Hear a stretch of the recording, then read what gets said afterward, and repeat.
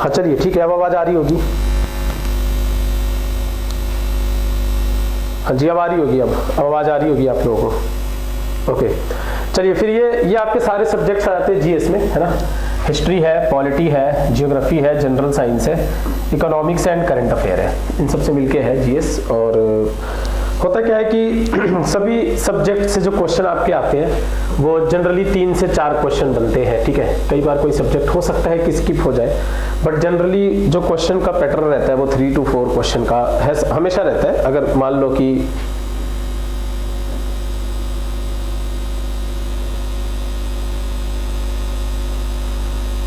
Kindly change the message setting, समझा नहीं आपकी बात।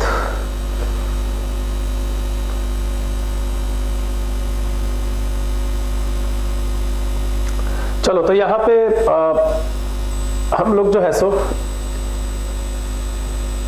स्टार्टिंग से नहीं ये अभी कुछ कराया नहीं है। हाँ मैं क्या बोल रहा हूँ, अभी कुछ कराया नहीं है, अभी मैंने ये बताया बस कि आपके जीएस में ये सारे सब्जेक्ट्स आ जाते हैं ना। हिस्ट्री हो गया, पॉलिटी हो गया, जियोग्राफी हो गया, जनरल साइंस है, इकोनॉमिक्स है एंड करंट अफेयर्स है, ठीक है। और मैंने यही बताया कि जनरली ये होता है कि 3 to 4 क्वेश्चन जो है ईच सब्जेक्ट से बनते हैं, ठीक है।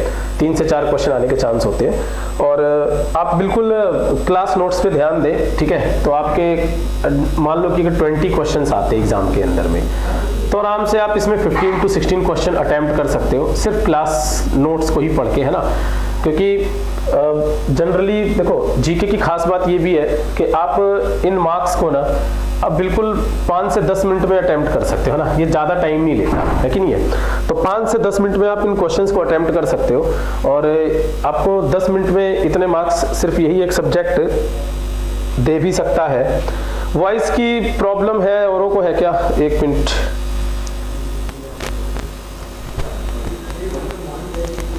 आवाज की प्रॉब्लम है, औरों को है?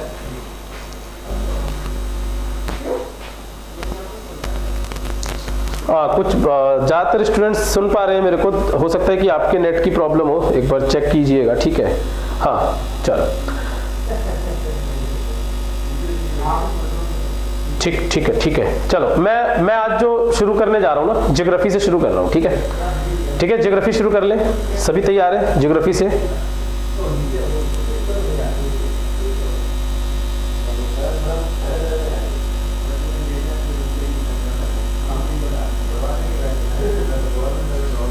हाँ जी ज्योग्राफी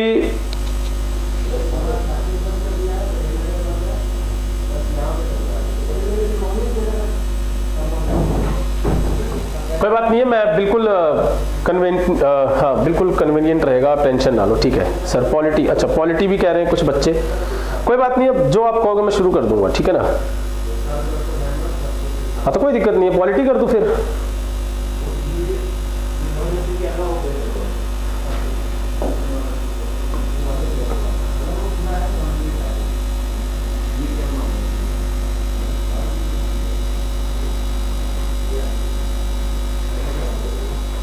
चलो ठीक है, हाँ चलो ठीक है, पॉलिटी कर लेते हैं।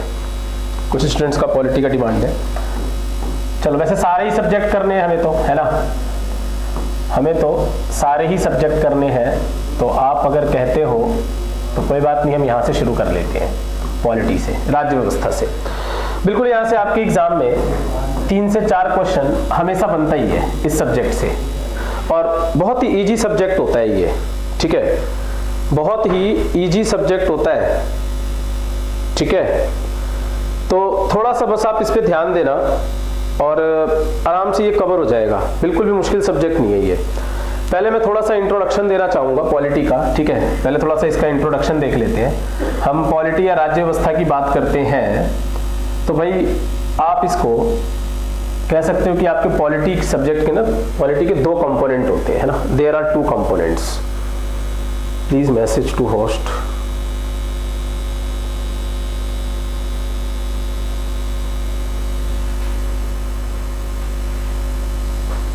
हाँ जी देखिए, फिर तो पॉलिटी के आपके 2 कंपोनेंट हो जाएंगे। एक कंपोनेंट हो जाएगा स्टेट, राज्य, ठीक है, और दूसरा क्या हो जाएगा? गवर्नमेंट। गवर्नमेंट, सरकार। तो किसी भी जगह के जब हम पॉलिटी की बात करते हैं तो वहाँ पे दो कंपोनेंट इसके हो जाते हैं, एक स्टेट हो जाता है और एक वहाँ पे रूल रेगुलेशन चलाने वाला गवर्नमेंट, सरकार, ठीक है। तो भाई क्वेश्चन ये है कि स्टेट क्या होता है ना, राज्य क्या है।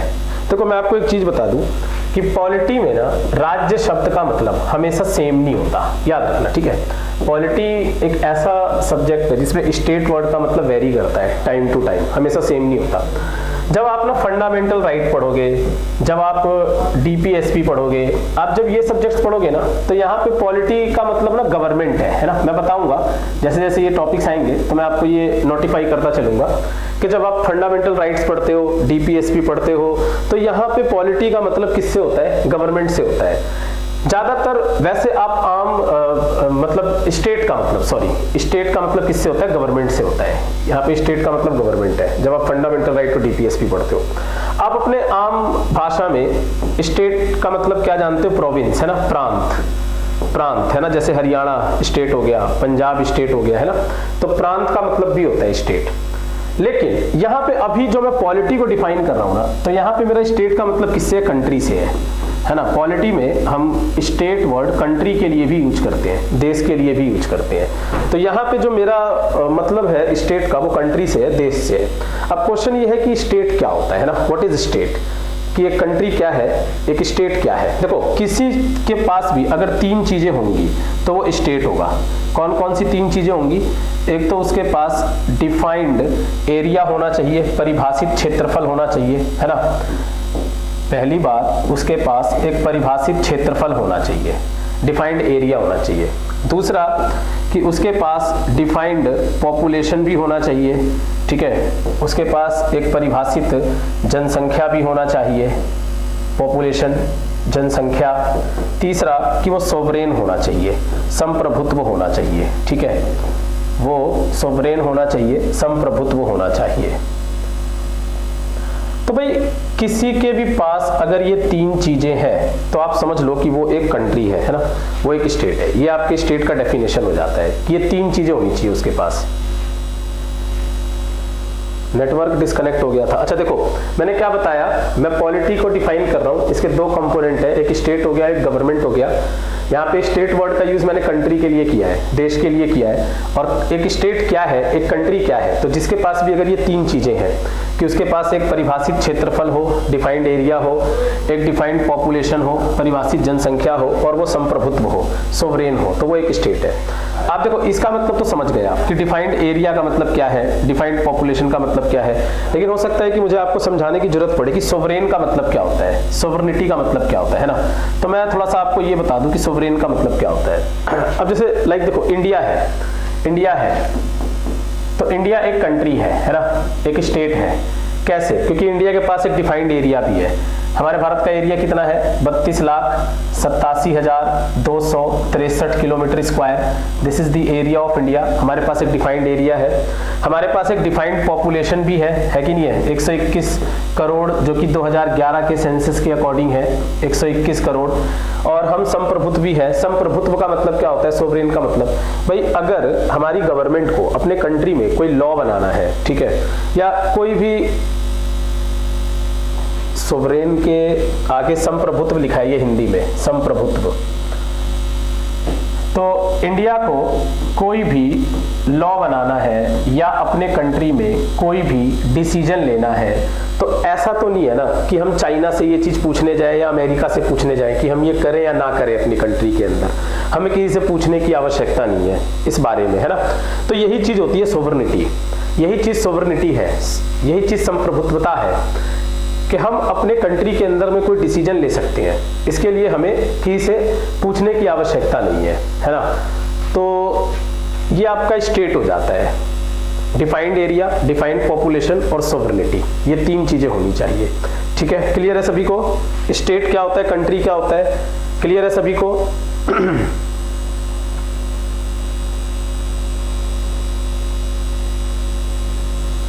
हाँ जी भाई, फटाफट थोड़ा सा जवाब दे दिया करो ताकि मेरे को भी पता चल जाए कि आप समझ रहे हो कि नहीं, है ना।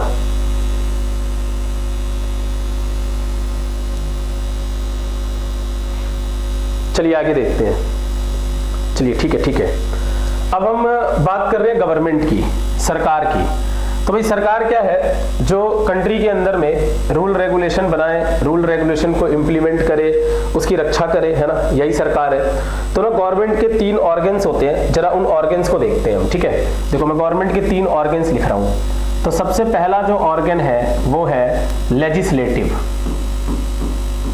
लेजिस्लेटिव जिसे हम हिंदी में विधायिका कहते हैं। लेजिस्लेटिव, विधायिका, ये पहला ऑर्गन है। ये मैं ऑर्गन्स बता रहा हूँ गवर्नमेंट के। लेजिस्लेटिव का काम क्या होता है? लेजिस्लेटिव क्या करते हैं? कानून बनाते हैं। इनका काम है कानून बनाना, ये कानून बनाने का काम करते हैं।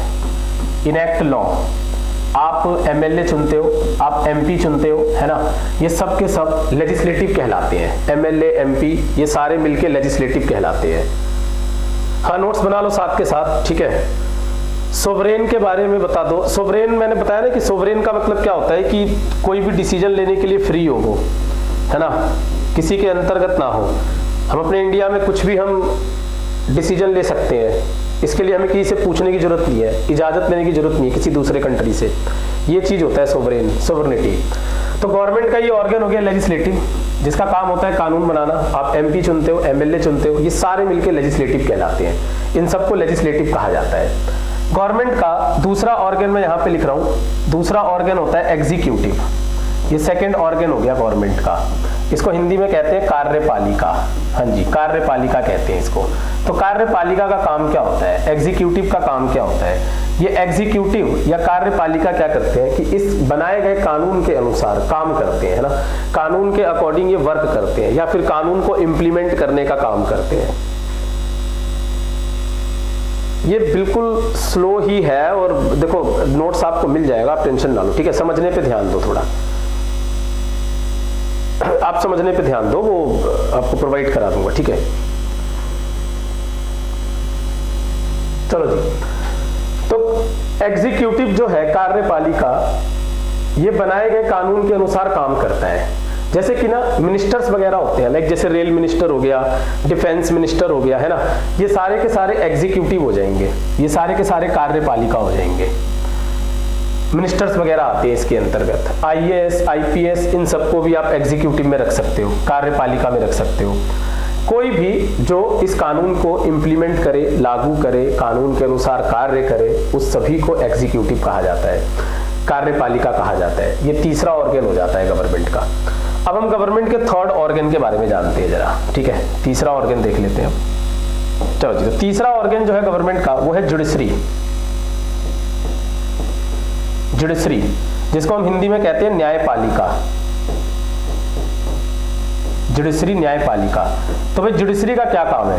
न्यायपालिका का क्या काम है कि ये कानून की रक्षा करता है। अगर कोई कानून का उल्लंघन करे, अगर कोई उस कानून को तोड़े, तो उसको सजा देना इसका काम है, ये सजा देता है, ठीक है। हाँ जी, तो ये 3 ऑर्गन हो गए। एक बार और रिपीट कर रहा हूं मैं, there are 3 organs of government. सरकार के 3 अंग होते हैं, विधायिका, लेजिस्लेटिव, जिसका काम है कानून बनाना, एग्जीक्यूटिव, कार्यपालिका, जिसका काम है कानून के अनुसार कार्य करना, जुडिशरी, न्यायपालिका, जिसका काम है कानून की रक्षा करना, ठीक है, कानून की रक्षा करना। तो ये आपके तीनों के तीनों ऑर्गन हो जाते हैं, ठीक है। ये हमने जनरली एक डेफिनेशन जाना पॉलिटी का, कि पॉलिटी का मतलब होता क्या है। अब जो है सो मैं चैप्टर से शुरू करने जा रहा हूँ, ठीक है। मैं पॉलिटी में जो भी चैप्टर्स है, टॉपिक्स है, उनको मैं शुरू करने जा रहा हूँ। तो आप लोग बिल्कुल अब ध्यान से समझना शुरू करेंगे, ठीक है। देखो समझने पे ज़्यादा फोकस करना, ठीक है। बहुत ही आसान सब्जेक्ट होता है, और आपका फोकस समझने पे ज़्यादा होना चाहिए, मैं आपको पहले बता रहा हूँ। नोट्स की कोई बात नहीं है, ये आपको मिल जाएगा, ये उपलब्ध करा दिया जाएगा। नोट्स की आप टेंशन ना ले ज़्यादा। चलो आगे देखते हैं।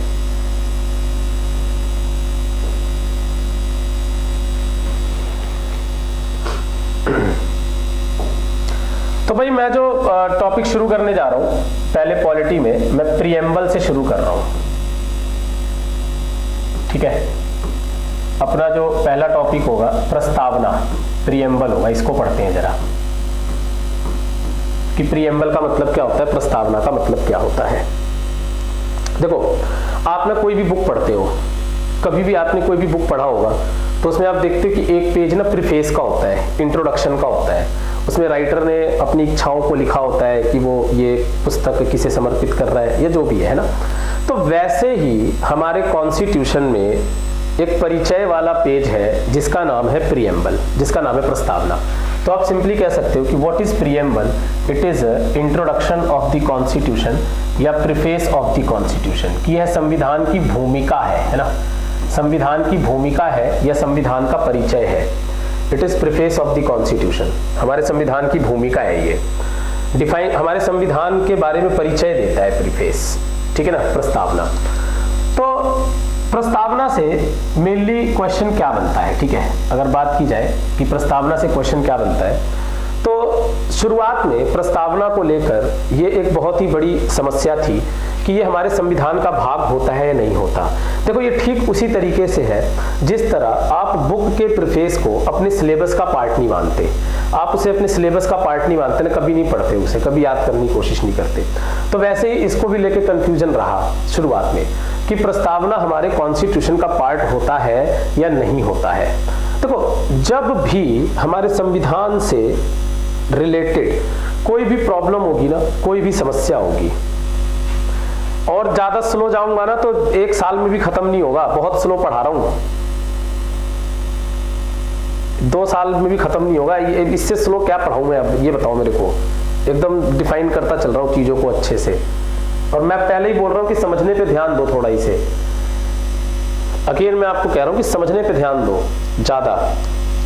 लिख तो आप चलो कोई नहीं, मैं बोल रहा हूं, नोट्स उपलब्ध करा दूंगा आपको। तो प्रीएम्बल जो है ये प्रीफेस होता है कॉन्स्टिट्यूशन का, भूमिका होती है ये संविधान की। और मैं क्या बता रहा था कि अगर हमारे कॉन्स्टिट्यूशन से, अगर हमारे संविधान से, अगर हमारे संविधान से रिलेटेड कोई भी समस्या है तो उसको सुलझाने का काम किसका होता है? सुप्रीम कोर्ट का होता है। हाँ जी, सुप्रीम कोर्ट। याद रखना कि सुप्रीम कोर्ट को संविधान का रक्षक कहते हैं, सर्वोच्च न्यायालय को संविधान का रक्षक कहते हैं, ये हमारे संविधान की रक्षा करता है। अगर कोई भी समस्या है संविधान से रिलेटेड, कॉन्स्टिट्यूशन से रिलेटेड, तो ये सुप्रीम कोर्ट सुलझाएगा। तो मैंने आपको क्या बताया कि प्रीएम्बल को लेके ये समस्या आई, प्रीएम्बल को लेके ये समस्या आई कि प्रीएम्बल हमारे कॉन्स्टिट्यूशन का पार्ट है या नहीं है। ऐसे बहुत सारे क्वेश्चंस उठने लगे, सुप्रीम कोर्ट में ये क्वेश्चन भी गया है ना। तो ऐसा पहला जो पेटिशन गया ना सुप्रीम कोर्ट में इस जवाब को मांगने के लिए कि प्रीएम्बल हमारे कॉन्स्टिट्यूशन का पार्ट है कि नहीं है, तो उस केस का नाम था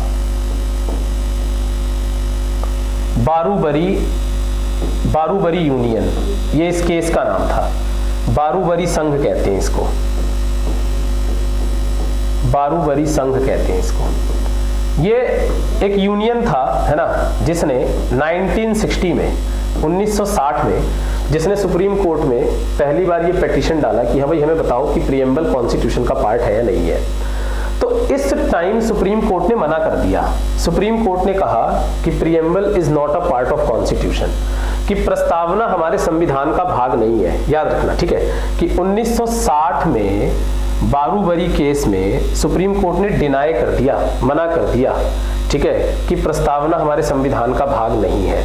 एक तो ये इंपॉर्टेंट पॉइंट हो गया यहां से। अब अगर प्रस्तावना हमारे संविधान का भाग है ही नहीं, तो यानी कि आप इसमें संशोधन नहीं कर सकते, आप इसमें अमेंडमेंट नहीं कर सकते, है ना, आप इसमें अमेंडमेंट नहीं कर सकते। संशोधन का मतलब क्या होता है? कोई भी चेंज करना, ठीक है, अमेंडमेंट या संशोधन। तो डिनाई कर दिया सुप्रीम कोर्ट ने, ठीक है। लेकिन मामला यही नहीं रुका, ठीक है, ये तो पहला केस था जिसमें सुप्रीम कोर्ट ने डिनाई कर दिया, मना कर दिया। फिर सुप्रीम कोर्ट में आगे चल के एक और केस गया, सेकंड केस था ये, जिसका नाम है केशवानंद भारती। केस का नाम लिख रहा हूं, केशवानंद भारती केस। ये सेकंड केस है। जब केशवानंद भारती एक पर्सन का नाम है, पेटिशनर का, जिसने पेटिशन डाला, और ये केस कब गया था? 1973 में गया था ये मामला सुप्रीम कोर्ट के अंदर। तो अब सुप्रीम कोर्ट ने अपने पुराने फैसले को बदल दिया, है ना। 1960 में सुप्रीम कोर्ट ने कहा था कि प्रीएम्बल हमारे कॉन्स्टिट्यूशन का पार्ट नहीं है, लेकिन अब क्या कहा सुप्रीम कोर्ट ने कि yes, preamble is the part of constitution. अगर आपसे क्वेश्चन पूछा जाए कि किस मामले में सर्वोच्च न्यायालय ने कहा था कि प्रस्तावना हमारे संविधान का भाग है ना, तो आंसर क्या हो जाएगा? केशवानंद भारती केस हो जाएगा। यहाँ पे आके सुप्रीम कोर्ट ने कहा कि प्रीएम्बल हमारे कॉन्स्टिट्यूशन का पार्ट है। और जब प्रीएम्बल हमारे कॉन्स्टिट्यूशन का पार्ट है तो इसमें अमेंडमेंट भी किया जा सकता है ना, इसमें संशोधन भी किया जा सकता है, संशोधन कर सकते हैं इसमें, है ना। तो भाई ये था वो केस, है ना, ये इंपॉर्टेंट केस है, ध्यान रखना, केशवानंद भारती केस। तो अब क्वेश्चन ये उठता है कि क्या हमारे प्रीएम्बल में आज तक कभी संशोधन हुआ है। अगला क्वेश्चन ये है कि क्या हमारे प्रीएम्बल में कभी अमेंडमेंट हुआ है, कभी संशोधन हुआ है।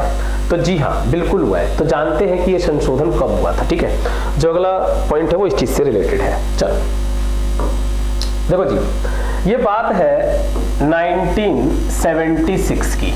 1976 की हमारे संविधान में 42वां संशोधन हुआ। संशोधन नंबर है ये 42nd संशोधन, 42वां अमेंडमेंट हुआ, 42वां अमेंडमेंट हुआ। और फाइनली इस 42वें संशोधन के द्वारा हमारे प्रीएम्बल में 3 वर्ड जोड़े गए, हमारे प्रस्तावना में 3 शब्द जोड़े गए। ये 3 शब्द कौन कौन से थे।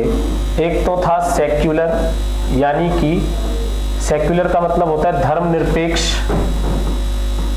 धर्मनिरपेक्ष होता है इसका मतलब। दूसरा वर्ड जुड़ा सोशलिस्ट, सोशलिस्ट वर्ड जोड़ा गया। सामाजिक, सामाजिक शब्द को जोड़ा गया।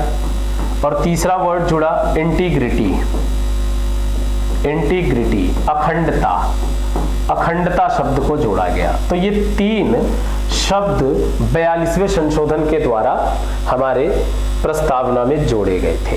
ठीक है, तो ये चीज है। अमेंडमेंट होता क्या है। अच्छा हाँ, अमेंडमेंट क्या होता है। अमेंडमेंट का मतलब कोई भी चेंज करना, या तो कुछ जोड़ना या फिर कुछ हटाना, है ना। संविधान में या किसी भी लॉ में कुछ जोड़ना या हटाना, इस चीज को अमेंडमेंट कहते हैं। तो प्रीएम्बल का ये मैंने अमेंडमेंट बताया है आपको। क्वेश्चन कैसे कैसे बनेगा। प्रीएम्बल में कब अमेंडमेंट हुआ, 1976 में हुआ। अमेंडमेंट का नंबर क्या था, 42nd अमेंडमेंट था। कौन कौन से शब्द जोड़े गए, धर्मनिरपेक्ष जोड़ा गया, सामाजिक जोड़ा गया, अखंडता जोड़ा गया, इंटीग्रिटी जोड़ा गया। ठीक है, करिश्मा जस्ट ज्वाइन की है क्लास। बेटा आप तो बहुत लेट हो गए फिर। हाँ हाँ जी, चलो कोई नहीं, समझ आ जाएगा अभी से भी, कोई दिक्कत नहीं है। चलो ये बताओ मेरे को कि ये बात समझ आ गई आप लोग को इतनी सी प्रीएम्बल के बारे में, या किसी को कुछ पूछना है।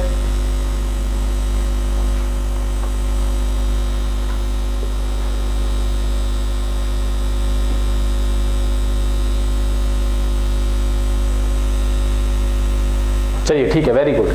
तो ये प्रीएम्बल से बनने वाले क्वेश्चन है, बस इससे ज्यादा आपको प्रीएम्बल में नहीं पढ़ना कुछ भी। ठीक है, धर्मनिरपेक्ष का मतलब तो जानते ही हो ना, सेक्युलर का। इसका मतलब है कि कंट्री का कोई धर्म नहीं होता, है ना।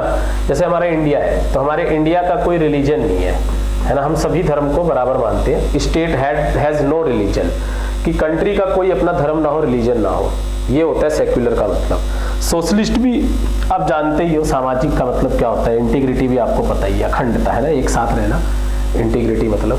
तो ये चीज है। चलिए भाई अब अगला टॉपिक में शुरू कर रहा हूँ। ठीक है, हाँ क्वेश्चन है DSSB का पेपर हिंदी में होता है, इंग्लिश, दोनों लैंग्वेज में आता है। दोनों लैंग्वेज की कोई बात नहीं है, दोनों लैंग्वेज में होता है, चेंज कर सकते हो आप लैंग्वेज।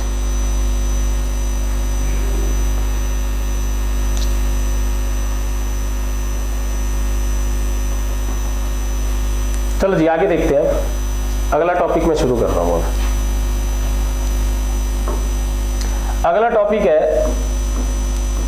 अब हम बात कर रहे हैं मेकिंग ऑफ कॉन्स्टिट्यूशन, संविधान का निर्माण। इसमें हम ये पढ़ेंगे कि हमारे संविधान का निर्माण कैसे हुआ।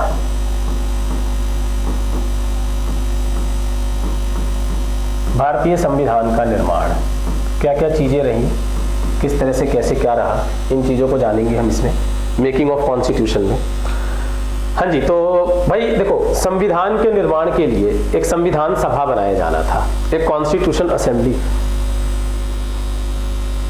देखो करिश्मा, मैं क्या कह रहा हूँ कि अभी जो है ना, हाँ ये इस टॉपिक से आप इसको शुरू कर लो। ठीक है, मेकिंग ऑफ कॉन्स्टिट्यूशन। और ठीक है ना, ये अभी बिल्कुल शुरू हुआ है, एक टॉपिक आपका छूट गया है। ठीक है, हाँ, तो आप यहां से शुरू कर लो, ये बिल्कुल शुरू से है। देखो जो लेट हो गए आप यहां से कैरी ऑन करो आप लोग, ठीक है, इस टॉपिक से कैरी ऑन करो, संविधान के निर्माण से, मेकिंग ऑफ कॉन्स्टिट्यूशन।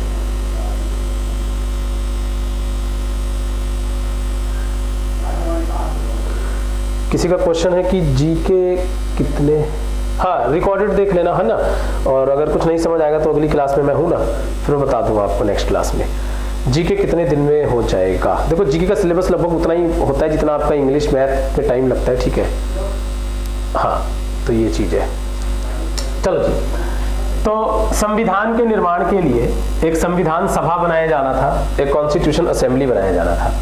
तो हमारे संविधान सभा का गठन हुआ, और संविधान सभा के गठन के बाद जो संविधान सभा की पहली बैठक हुई, पहली बैठक मतलब पहली बार जो इनकी असेंबली हुई,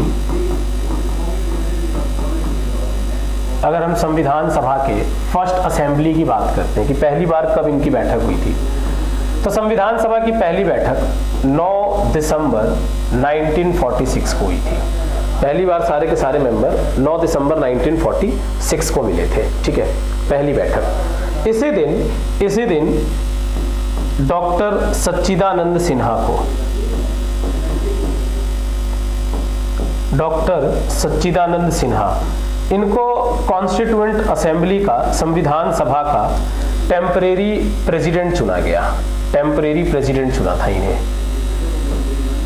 टेम्परेरी प्रेसिडेंट का क्या मतलब है कि अस्थायी, है ना, क्योंकि बाद में ये हट जाने थे, ठीक है। जब परमानेंट प्रेसिडेंट चुन लिया गया तो इनको हटा दिया गया, तो इनको 9 दिसंबर को टेम्परेरी प्रेसिडेंट चुना गया।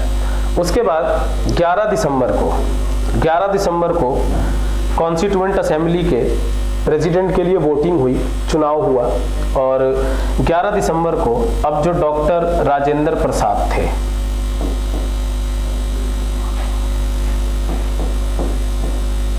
डॉक्टर राजेंद्र प्रसाद, तो भाई डॉक्टर राजेंद्र प्रसाद को परमानेंट प्रेसिडेंट चुन लिया गया, ठीक है। Doctor Rajendra Prasad was elected permanent president of constituent assembly. स्थायी अध्यक्ष चुना गया इन्हें, स्थायी अध्यक्ष। दो तरह के क्वेश्चन बनते हैं यहाँ से, there are 2 types of questions. अगर आपसे सिंपली पूछेगा कि first president of constituent assembly, कि संविधान सभा का पहला अध्यक्ष कौन था, है ना, पहला अध्यक्ष कौन था, तो आपका जो आंसर होगा वो होगा डॉक्टर सच्चिदानंद सिन्हा। कुछ ज्यादा सोचना ही नहीं है हमें, संविधान सभा का पहला अध्यक्ष डॉक्टर सच्चिदानंद सिन्हा। लेकिन अगर वो यहाँ पे कंडीशन लगा दे, आपसे सपोज की पूछ दे कि संविधान सभा का पहला स्थायी अध्यक्ष कौन था, है ना, तो फिर स्थायी की बात कर रहे हैं तो आपका आंसर क्या होगा, डॉक्टर राजेंद्र प्रसाद होगा। ये पहले स्थायी अध्यक्ष थे। लेकिन अगर वो स्थायी जैसी चीजें नहीं पूछता है तब तो हमारा आंसर क्या हो जाएगा, सच्चिदानंद सिन्हा ही हो जाएगा, ठीक है, सिंपल सी बात है। चलो जी, इसी दिन 11 दिसंबर को ही जो एच.सी. मुखर्जी थे, जो एच.सी. मुखर्जी थे, इन्हें वाइस प्रेसिडेंट चुना गया था। Vice president एच.सी. मुखर्जी चुने गए थे कॉन्स्टिट्यूएंट असेंबली के। तो प्रेसिडेंट चुने गए डॉक्टर राजेंद्र प्रसाद और वाइस प्रेसिडेंट चुने गए एच.सी. मुखर्जी, ये आप ध्यान देंगे। और भी कुछ सदस्य थे संविधान सभा में जो इंपॉर्टेंट थे, लाइक जैसे Bhimrao Ambedkar,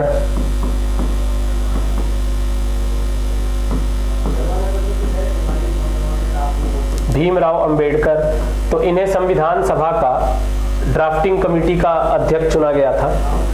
he was president of drafting committee. प्रारूप समिति के अध्यक्ष थे। बताता हूं मैं प्रारूप समिति क्या होता है, अभी समझाता हूं। प्रारूप समिति के अध्यक्ष, हाँ जी। तो क्वेश्चन ये है कि ड्राफ्टिंग कमेटी क्या है ना, प्रारूप समिति क्या है। हमारे संविधान में जोड़ने के लिए कि क्या क्या जुड़ना चाहिए, है ना, क्या क्या चीजें होनी चाहिए कॉन्स्टिट्यूशन में, इस चीज के ऊपर एक ड्राफ्ट तैयार करना होता था, एक ड्राफ्ट तैयार होता था। तो उस ड्राफ्ट को तैयार करना इन्हीं का काम था, है ना, एक बेस तैयार करना पूरा का पूरा भीमराव अंबेडकर का काम था। तो ये प्रेसिडेंट थे ड्राफ्टिंग कमेटी के। इसीलिए भीमराव अंबेडकर को फादर ऑफ इंडियन कॉन्स्टिट्यूशन भी कहते हैं, आप जानते हो सभी, है ना, इन्हें फादर ऑफ इंडियन कॉन्स्टिट्यूशन, भारतीय संविधान का जनक कहा जाता है इनको, इन्हें भारतीय संविधान का जनक कहा जाता है, भीमराव अंबेडकर को। ये भी एक क्वेश्चन बन जाता है कई बार, ठीक है। तो ये कुछ नाम आप याद रखेंगे संविधान सभा से संबंधित: Sachchidanand Sinha, Rajendra Prasad, S C. Mukherjee and Bhimrao Ambedkar, president of drafting committee. तो ये सारी चीजें हैं। चलो, यहाँ तक क्लियर है सभी को? कुछ पूछना तो नहीं, कोई डाउट तो नहीं? समझ आ गई बातें?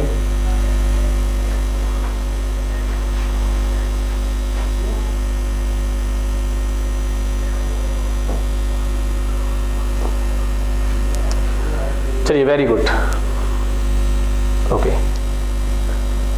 तो अब मैं बात करूंगा कॉन्स्टिट्यूएंट असेंबली के मेंबर्स के बारे में, सदस्य, कि भाई इसमें सदस्य कितने थे, है ना।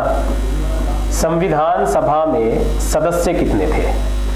तो संविधान सभा में कुल 389 सदस्य थे, 389 मेंबर्स थे। 389 मेंबर्स चुन के आए थे। ड्राफ्टिंग, भीमराव अंबेडकर, हाँ 11 दिसंबर, ठीक है। ड्राफ्टिंग का मतलब होता है कि एक प्रारूप तैयार करना, कि संविधान में कुछ भी जो जुड़ रहा था, हमारे कॉन्स्टिट्यूशन में जो कुछ भी जुड़ रहा था, तो उसके ऊपर एक प्रारूप तैयार करना, ड्राफ्ट तैयार करना कि किस तरह से कैसे जोड़ा जाए, है ना। तो वो चीजें थी ड्राफ्टिंग। तो उसी के वो प्रेसिडेंट थे।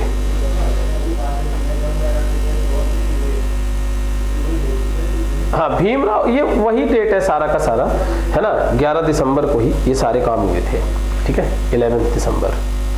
हाँ जी। चलो जी, तो 389 सदस्य थे टोटल, है ना। इसमें से इन 389 सदस्य में से जो आपके 296 सदस्य थे, ये ब्रिटिश इंडिया से थे, ब्रिटिश भारत से थे। ये ब्रिटिश इंडिया से थे। ब्रिटिश भारत का क्या मतलब है? वो भारत जिन पे ब्रिटेन का राज था, है ना, वो इंडिया जिस पे ब्रिटेन का राज था, जो ब्रिटेन के अंतर्गत था। आप सभी जानते हो कि हम गुलाम थे, है ना। तो उस पार्ट से, जो भी भारत में ब्रिटेन का जो हक था, मतलब राज था, उस पार्ट से 296 सदस्य चुन के आए थे। और कितने बच गए? 93 मेंबर्स बच गए, है ना, 93। तो ये 93 कहां से थे? ये 93 प्रिंसली स्टेट से थे, रजवाड़ों से। ये 93 मेंबर प्रिंसली स्टेट, रजवाड़ों से थे, क्योंकि अभी भी हमारे देश में कुछ रजवाड़े रह गए थे, है ना। संपूर्ण भारत तो अंग्रेजों के अंतर्गत नहीं था ना, कुछ राजा महाराजा अभी भी थे, रजवाड़े थे हमारे देश में, है ना। तो उन रजवाड़ों से 93 सदस्य थे। तो इस तरह से ये सदस्य चुन के आए थे। लेकिन जब हमारे देश का पार्टीशन हुआ, आप सभी जानते हो कि बाद में चल के इंडिया का पार्टीशन हुआ, विभाजन हुआ। विभाजन होके क्या हुआ कि बांग्लादेश और पाकिस्तान हमसे अलग हो गया, है ना। बांग्लादेश पूर्वी पाकिस्तान कहलाता था पहले, पाकिस्तान का ही पार्ट था। तो भाई विभाजन हुआ भारत का, और विभाजन के बाद सदस्यों की संख्या घट गई। विभाजन के बाद अब जो सदस्यों की संख्या है वो 299 रह गई। ये मैं आफ्टर पार्टीशन की बात कर रहा हूँ, है ना, कि विभाजन के पश्चात सदस्य, क्योंकि जो उस साइड से आए थे, इलेक्ट होके चुन के आए थे, तो ऑब्वियस सी बात है कि अब तो वो हट गए, है ना, क्योंकि देश ही अलग हो गया। तो अब 299 में से क्या था कि अब जो 229 सदस्य थे ना, ये अब ब्रिटिश भारत से थे, ब्रिटिश इंडिया से अब इतने सदस्य रह गए थे, ब्रिटिश भारत से, ब्रिटिश इंडिया से।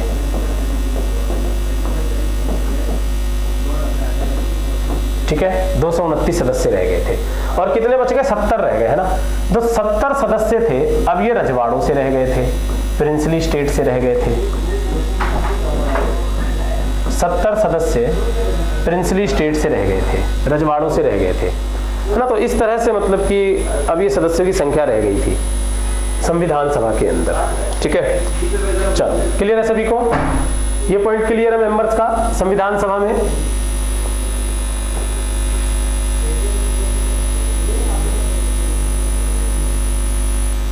चलिए, वेरी गुड। तो भाई फाइनली जो हमारा कॉन्स्टिट्यूशन है, फाइनली जो हमारा संविधान है, उसको बनने में कितना टाइम लगा? तो हमारे संविधान को बनने में टोटल 2 साल 11 महीने और 18 दिन लगे, है ना। लगभग आप कह सकते हो कि लगभग 3 साल पूरा हो गया, है ना। लगभग 3 साल पूरे लग गए हमारे संविधान को बनने में, ठीक है। तो 2 वर्ष 11 माह और 18 दिन में हमारा कॉन्स्टिट्यूशन बनके तैयार हुआ। वैसे काफ़ी लंबा समय ले लिया, है ना। निर्माताओं ने बहुत समय ले लिया, काफ़ी ज़्यादा टाइम ले लिया, 3 साल कम नहीं होता, चलो फिर भी बनके तैयार तो हुआ, है ना। और हमारा संविधान फाइनली 26 नवंबर 1949 को बनके तैयार हुआ, है ना, है ना। इस दिन कंप्लीटेड, पूरी तरह से जो बनके जो तैयार हुआ था, एडॉप्ट भी कह सकते हो आप कि अपनाया गया। तो किस दिन अपनाया गया? 26 नवंबर 1949 को अपनाया गया। पूरी तरह से बनके तैयार था अब ये संविधान, लेकिन इसे लागू नहीं किया था, है ना। 26 नवंबर 1949 को लागू नहीं हुआ था, इस दिन ये बनके तैयार हुआ था। अगर पूछे कि बनके कब तैयार हुआ, अपनाया कब गया, तो 26 नवंबर 1949। लेकिन अगर आपसे क्वेश्चन पूछता है कि संविधान पूरी तरह से लागू कब हुआ, है ना, पूरी तरह से इम्प्लीमेंट कब हुआ, ये कब जाके पूरी तरह से फोर्स में आया, इम्प्लीमेंटेशन की बात करें, तो आप सभी जानते हो कि 26 जनवरी 1950 को हमारा संविधान लागू हुआ था। ये 2 महीने के लिए डिले कर दिया था, रोक दिया था 2 महीने के लिए, ठीक है। कुछ वजह थी, वजह क्या थी वो हिस्ट्री में पढ़ना आप, है ना, हिस्ट्री में जानोगे वजह क्या थी। आप यहाँ पे यही ध्यान रखें कि 26 जनवरी 1950 को ये लागू हुआ था पूरी तरीके से, ठीक है। और हमारा संविधान दिवस कब बनाते हैं, कोई बताएगा मेरे को? भारत का संविधान दिवस कब होता है?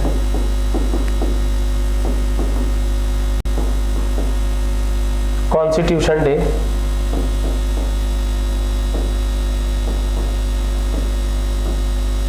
हाँ जी, कौन बताएगा कोई, अगर किसी को पता हो तो? यस, 26 नवंबर, 26 नवंबर होता है हमारा संविधान दिवस। जिस दिन संविधान बनके तैयार हुआ था,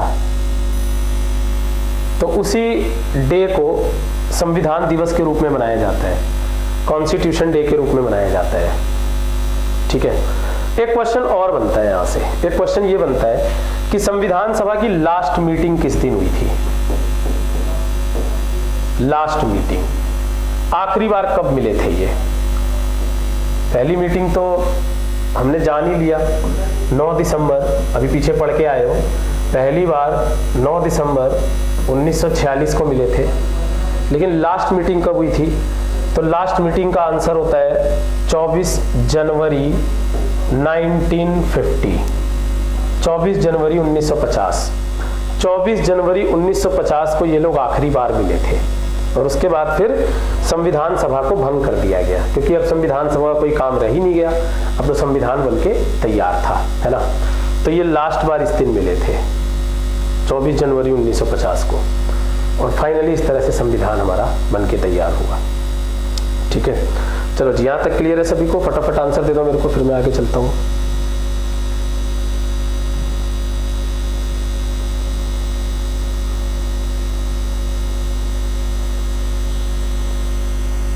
चलो जी, वेरी गुड। अभी क्या कि अब हम ना एक इम्पॉर्टेंट टॉपिक शुरू करने जा रहे हैं, पार्टीशन के बाद के मेंबर के बारे में बताओ। हाँ ठीक है, पार्टीशन के बाद ये था भाई मेंबर, है ना। पार्टीशन जब हो गया ना, तो जो पाकिस्तान और बांग्लादेश से जो सदस्य चुन के आए थे, वो तो ऑब्वियस ही बात है कि चले जाएंगे, अब हमारे कंट्री का पार्ट रह ही नहीं गया था। तो पार्टीशन के बाद अब मेंबर्स घट गए थे, 389 की जगह 299 रह गए थे, और इस 299 में से 70 प्रिंसली स्टेट से थे, रजवाड़ों से, और 229 अब ब्रिटिश भारत से थे, ब्रिटिश इंडिया से थे, वो इंडिया जिसपे ब्रिटेन का राज था। 9 दिसंबर को बताया था ना कि पहली बार जो मिले थे ये, है ना, 9 दिसंबर को पहली मीटिंग हुई थी ना कॉन्स्टिट्यूएंट असेंबली की, पीछे बता के आया हूँ, और आखिरी मीटिंग हुई थी ये 24 जनवरी 1950 को।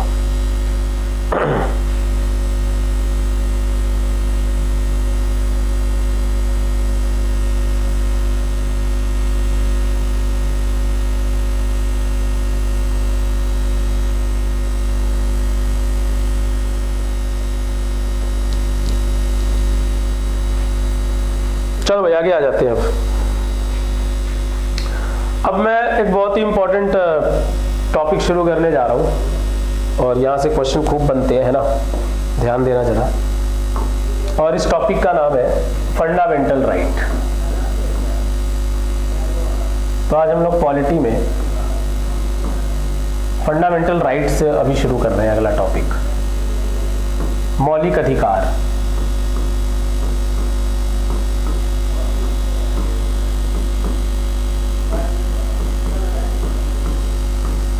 देखो भाई, अगर ना एग्जाम में पॉलिटी से क्वेश्चन बनता है तो यहां से ना एक क्वेश्चन आने के ना चांसेस हमेशा होते हैं। फंडामेंटल राइट से आता ही आता है एक क्वेश्चन, ठीक है। तो बड़े ध्यान से आप लोग समझना इस चैप्टर को, बहुत ही इजी चैप्टर भी है ना, बिल्कुल भी मुश्किल नहीं है, तो ध्यान से समझना जरा इसे।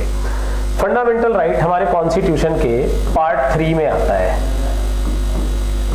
हमारे कॉन्स्टिट्यूशन ना 25 पार्ट्स में बटा हुआ है। यहाँ पे पार्ट्स आप आसान भाषा में समझने के लिए पार्ट्स का मतलब चैप्टर समझ लो, है ना, कि पूरे 25 अध्याय हैं, 25 चैप्टर्स हैं, वही उन्हीं को पार्ट नाम दिया गया है यहाँ पे। तो फंडामेंटल राइट ये तीसरे पार्ट में आता है, थर्ड पार्ट में आता है हमारे कॉन्स्टिट्यूशन के। और पार्ट्स के अंदर आर्टिकल होते हैं। तो ये कौन से आर्टिकल से है? इसकी जो शुरुआत है वो आर्टिकल 12 से होती है और ये 12 से 35 तक है। फंडामेंटल राइट आर्टिकल 12 से 35 तक है इंडियन कॉन्स्टिट्यूशन के पार्ट 3 में। देखो, जब हमारा कॉन्स्टिट्यूशन बनकर तैयार हुआ, अगर हम अपने ओरिजिनल कॉन्स्टिट्यूशन की बात करें, वास्तविक संविधान की, हम अपने अगर वास्तविक संविधान की बात करें तो हमारे वास्तविक संविधान में ना 7 फंडामेंटल राइट थे, 7 मौलिक अधिकार थे।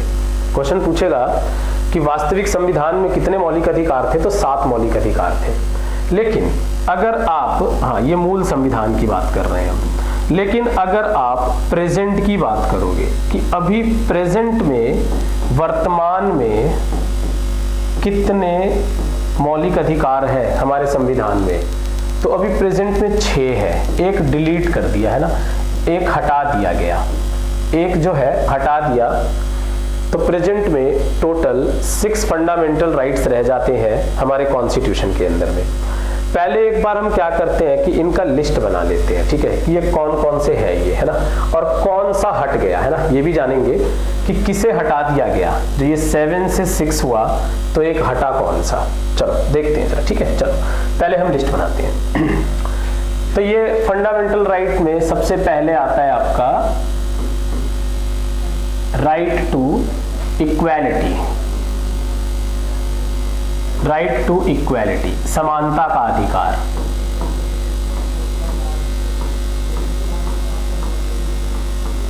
राइट टू इक्वालिटी, समानता का अधिकार। अच्छा, एक बार फटाफट अपना लैंग्वेज बता दो भाई, कि स्टूडेंट्स आप लोग कौन से लैंग्वेज में कर रहे हो, मतलब समझ रहे हो, फटाफट बता दो मेरे को।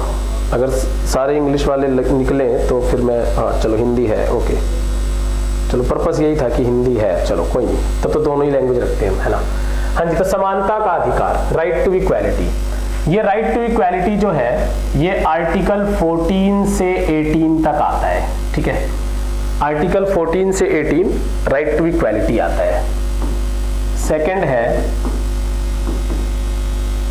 Right to freedom. Right to freedom, स्वतंत्रता का अधिकार। स्वतंत्रता का अधिकार,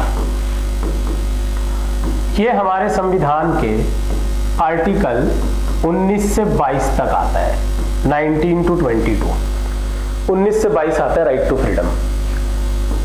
तीसरा है, ठीक है, ये राइट टू फ्रीडम हो गया 19 से 22 तक। तीसरा है right against exploitation. Right against exploitation, शोषण के विरुद्ध अधिकार।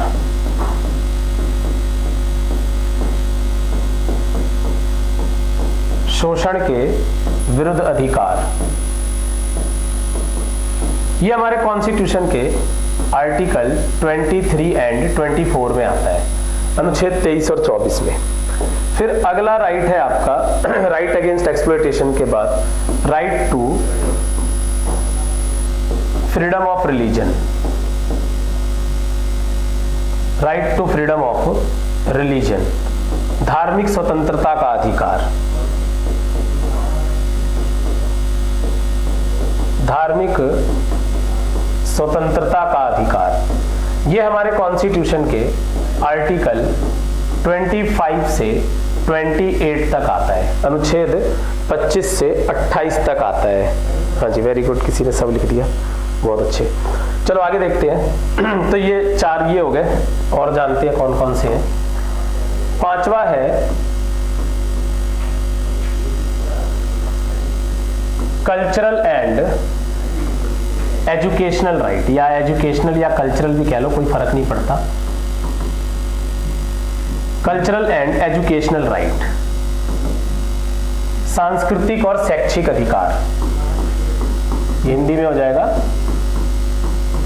सांस्कृतिक और शैक्षिक अधिकार। अभी हम ना इनको इलैबोरेट करेंगे, जैसे कि मैंने आपको बताया कि लिस्ट बना रहा हूं मैं। शैक्षिक अधिकार, तो ये हमारे संविधान के अनुच्छेद 29 और 30 में आता है ना। आर्टिकल 29 और 30 जो है वो, हाँ अभी मैं बैक कर देता हूँ, एक बार लिस्ट बना लूँ, मैं दोबारा जाऊंगा उधर, ठीक है, देख लो या तो फिर। चलो ये था भाई, ये फिर 4 राइट लिखे थे मैंने यहाँ पर। राइट टू इक्वालिटी, समानता का अधिकार, राइट टू फ्रीडम, स्वतंत्रता का अधिकार, राइट अगेंस्ट एक्सप्लॉयटेशन, शोषण के विरुद्ध अधिकार, right to freedom of religion, धार्मिक स्वतंत्रता का अधिकार। चलिए आगे देखते हैं। हाँ जी, कल्चरल एंड एजुकेशनल राइट, सांस्कृतिक और शैक्षिक अधिकार। और छठा था राइट टू प्रॉपर्टी, और अब ये नहीं है ना, राइट टू प्रॉपर्टी, संपत्ति का अधिकार। तो भाई इसी को हटा दिया गया, संपत्ति का अधिकार। ये आता है आपका आर्टिकल 31 में आता था ये, बट मैं पहले ही बता दूं कि ये रिपील्ड है। रिपील्ड का मतलब होता है निलंबित, हट गया है, अब नहीं है।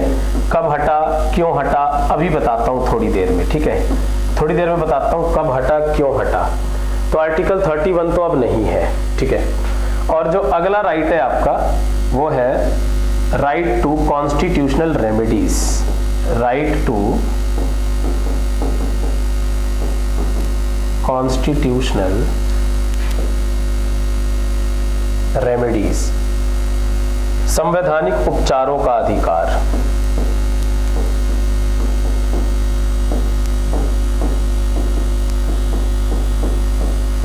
संवैधानिक उपचारों का अधिकार। तो भाई ये जो है ना, ये आर्टिकल 32 में आता है, अनुच्छेद 32 में आता है। तो ये आपके सारे के सारे फंडामेंटल राइट्स हो गए, ठीक है। ये हमने 7 लिस्ट बनाए, जो हमारे ओरिजिनल कॉन्स्टिट्यूशन में था उसके हमने लिस्ट बनाया ये, ठीक है। अब अभी हम क्या डिस्कस करेंगे, सबसे पहले तो कि ये कब हटा, क्यों हटा, है ना, इसे भी जानना जरूरी है। राइट टू प्रॉपर्टी कब हटा, क्यों हटा, और अब इसकी स्थिति क्या है ना, अब इसका सिचुएशन क्या है, तो ये सारी चीजें भी जानेंगे। चलो तो शुरू करते हैं फिर। तो पहले मैं डिस्कस कर लेता हूं राइट टू प्रॉपर्टी को, इसको पहले हटा ही देते हैं।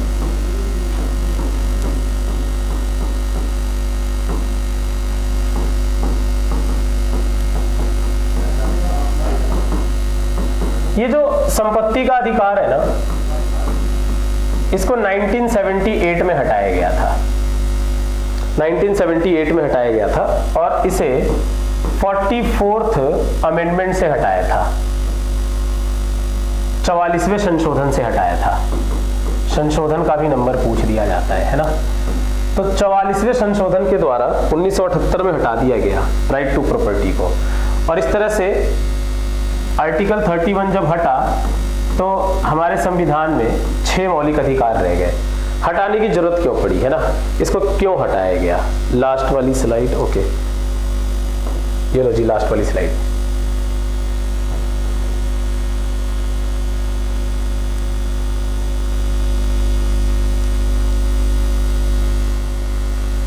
चलिए जी आगे आ जाते हैं।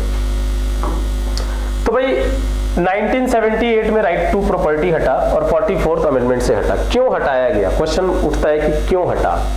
तो भाई गवर्नमेंट को ना जमीन चाहिए, हॉस्पिटल बनाना है, सड़कें बनानी है, रेल की पटरियां बिछानी है ना, और कोई अगर जमीन देगा ही नहीं, हाँ राइट टू प्रॉपर्टी ही बता रहा हूँ, राइट टू प्रॉपर्टी हट गया था 1978 में 44th अमेंडमेंट से, 44वें संशोधन से। और क्यों हटा था वही बता रहा हूँ कि भाई गवर्नमेंट को डेवलपमेंट के लिए लैंड चाहिए, हॉस्पिटल बनाना है, पटरियां बिछानी, जो भी है ना, तो क्या है कि लोग बाग मना भी कर देते थे कि मैं ही क्यों अपनी जमीन दूं, है ना, उसकी ले लो, है ना। भाई समस्या क्या है कि अब सरकार फंडामेंटल राइट छीन नहीं सकती कभी किसी से, तो फंडामेंटल राइट होने की वजह से ना गवर्नमेंट के सामने ये सबसे बड़ी समस्या थी कि वो लोगों से जमीन जबरदस्ती छीन भी नहीं सकती थी। अब अभी क्या है, अभी तो जमीन ले सकती है गवर्नमेंट, मुआवजा दे के जमीन ले लेती है ना। और पहले तो क्या है कि मुआवजा एक अलग ही चीज है, वो तो गवर्नमेंट पहले भी दे रही थी, लेकिन लोगों ने अगर मना कर दिया ना कि हम नहीं देंगे अपनी जमीन, तो गवर्नमेंट ले नहीं सकती थी, है ना, फंडामेंटल राइट होने की वजह से। तो इसीलिए इसको हटाना पड़ा, यही समस्या थी सबसे बड़ी इस चीज को लेकर। तो फाइनली राइट टू प्रॉपर्टी को हटाया, और राइट टू प्रॉपर्टी हटने के बाद 6 फंडामेंटल राइट रह गए। अब ना right to property fundamental right नहीं है ना, अब ये मौलिक अधिकार नहीं है, now it is legal right. अब ये एक वैधानिक अधिकार है, अब ये संवैधानिक ना होके वैधानिक अधिकार है, वैधानिक, कि लीगली आप लैंड होल्ड कर सकते हो, लीगली आप प्रॉपर्टी रख सकते हो, है ना, लीगल राइट है ये। वापस 7th वाला, अभी तो हम सब इलेबरेट करेंगे।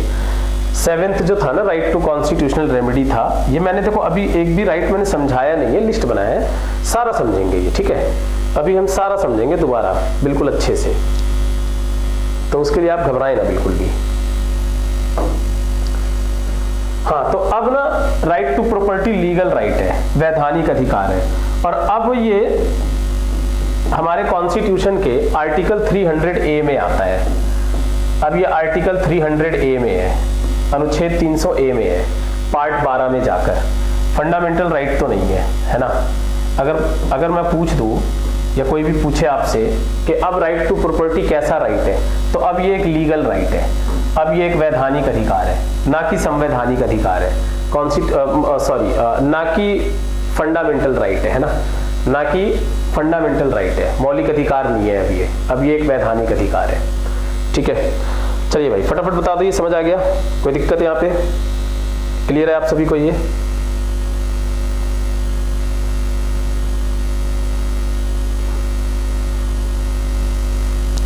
चलिए वेरी गुड।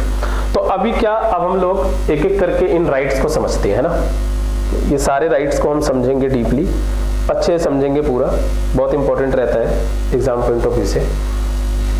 तो मैंने आपको शुरुआत में ही बताया था कि फंडामेंटल राइट आर्टिकल 12 से शुरू होता है, आर्टिकल 12 से शुरू होता है और 35 तक है ना, आर्टिकल 12 से 35 तक। तो पहले मैंने 12 और 13 बता देता हूँ कि 12 एंड 13 क्या है। देखो एक चीज देखो आप लोग, जब मैंने लिस्ट बनवाया तो इसकी शुरुआत आर्टिकल 14 से हो रही है ना, जब हमने लिस्ट बनाया राइट टू इक्वालिटी सबसे पहला, तो शुरुआत 14 से हो रही है, लेकिन मैंने आपको क्या बताया था कि ये है कहां से कहां तक, 12 से 35 तक है। तो ना 12 और 13 क्या है, पहले ये जान लेते हैं कि आर्टिकल 12 और 13 क्या है। हाँ 300 अभी बताता हूँ, ये आर्टिकल 300A में है। अब राइट टू प्रॉपर्टी जो है आर्टिकल 300A में है, जो कि पहले आर्टिकल 31 होता था। ये इसको फंडामेंटल राइट से हटा के लीगल राइट बना दिया, यहां पर रख के ये चीज बताया था 300A। चलो तो पहले आर्टिकल 12 क्या है देखते हैं। आर्टिकल 12 है डेफिनेशन ऑफ स्टेट, राज्य की परिभाषा।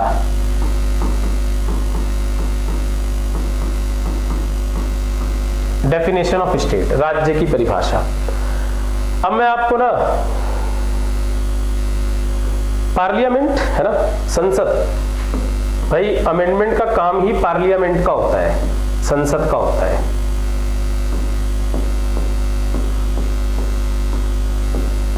संशोधन संसद करता है, राज्यसभा लोकसभा ये करते हैं। चलो, डेफिनेशन ऑफ स्टेट, राज्य की परिभाषा। मैंने आज जब पॉलिटी शुरू की थी तो मैंने सबसे पहला पॉइंट आपको स्टेट समझाया था कि स्टेट क्या होता है। वहां पे ना मेरा मतलब स्टेट का किससे था, कंट्री से था। वहां पे मैं स्टेट वर्ड का यूज कंट्री के लिए कर रहा था। लेकिन अब मैं फंडामेंटल राइट टॉपिक जब पढ़ रहा हूं तो यहाँ पे स्टेट का मतलब वो नहीं है, अब यहाँ पे स्टेट का मतलब कुछ और है। मैंने आपको शुरुआत में ही बता दिया था कि पॉलिटी में स्टेट का मतलब ना हर जगह सेम नहीं होता, चेंज होता है वो, है ना, वो वेरी करता है, हर जगह सेम नहीं होता। तो फंडामेंटल राइट में स्टेट का मतलब क्या है ये यहाँ पे बताया हुआ है आर्टिकल 12 में, कि भाई आगे जब भी आप स्टेट वर्ड सुनोगे, फंडामेंटल राइट में जब भी आप स्टेट शब्द को देखोगे तो इसका मतलब क्या होगा, इसका मतलब होगा सेंट्रल गवर्नमेंट, कि ये भाई ये जो स्टेट वर्ड यूज किया गया है ये केंद्र सरकार के लिए किया गया है, ये स्टेट गवर्नमेंट राज्य सरकार के लिए किया गया है, लोकल गवर्नमेंट स्थानीय सरकार, पंचायत म्युनिसिपैलिटी, है ना, स्थानीय सरकार होता है, पंचायत म्युनिसिपैलिटी, इनके लिए किया गया है। तो भाई यहाँ पे ना स्टेट वर्ड का मतलब गवर्नमेंट से है, सरकार से है। पूरे फंडामेंटल राइट में आगे कहीं भी स्टेट शब्द आएगा तो आप समझ लो कि ये बात सरकार की जा रही है, ये बात गवर्नमेंट की जा रही है, ठीक है ना। तो ये चीज है। तो ये जो स्टेट है यहां पे इसका मतलब इन चीजों से है, इनसे इसका मतलब ये है आपका आर्टिकल 12 अनुच्छेद 12। अब आते हैं आर्टिकल 13 पे। आर्टिकल 13 क्या कहता है, अनुच्छेद 13 क्या है।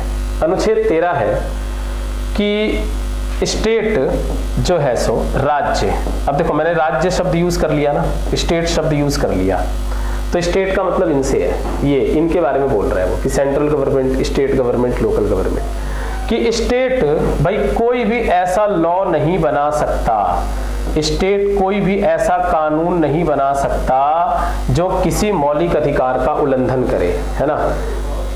राज्य कोई भी ऐसा कानून नहीं बना सकता जो किसी भी मौलिक अधिकार का उल्लंघन करे, किसी भी फंडामेंटल राइट का उल्लंघन करे।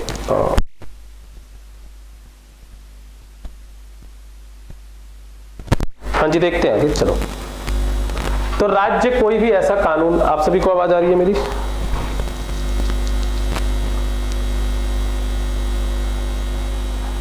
हाँ जी, तो राज्य कोई भी ऐसा कानून नहीं बना सकता कि किसी भी मौलिक अधिकार का उल्लंघन करे। अगर स्टेट कोई भी ऐसा कानून बनाएगा ना कि उसमें किसी भी फंडामेंटल राइट का उल्लंघन हो रहा हो तो सुप्रीम कोर्ट तुरंत उसे खारिज कर देगा, वो खारिज माना जाएगा, ठीक है। तो ये आर्टिकल 13 है। कितनों को 12 और 13 समझ आ गया? आर्टिकल 12 13 क्लियर है?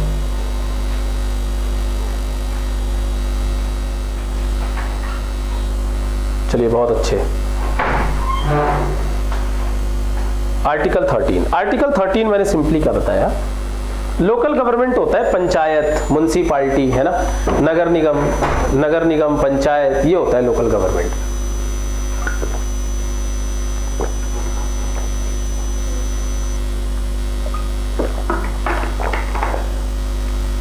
आर्टिकल 13 क्या है? आर्टिकल 13 मैंने सिंपली क्या बताया कि स्टेट कोई भी ऐसा कानून नहीं बना सकता, राज्य कोई भी ऐसा कानून नहीं बना सकता जो किसी भी मौलिक अधिकार का उल्लंघन करे, है ना, सिंपल सी बात है। और स्टेट का मतलब इनसे है, सीधी सी बात है, स्टेट वर्ड यूज हो रहा है तो ये सब। चलिए, अब आते हैं फर्स्ट फंडामेंटल राइट पे, है ना, अब आते हैं फर्स्ट फंडामेंटल राइट पे। तो पहला फंडामेंटल राइट है राइट टू इक्वालिटी, समानता के अधिकार को समझते हैं।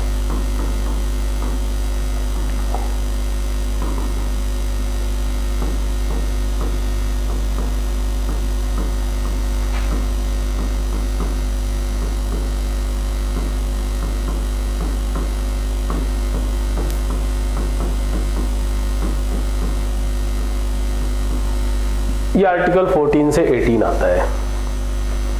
पहले जानते हैं आर्टिकल 14 क्या है, अनुच्छेद 14 क्या है। अनुच्छेद 14 है इक्वालिटी बिफोर लॉ, कानून के समक्ष समानता।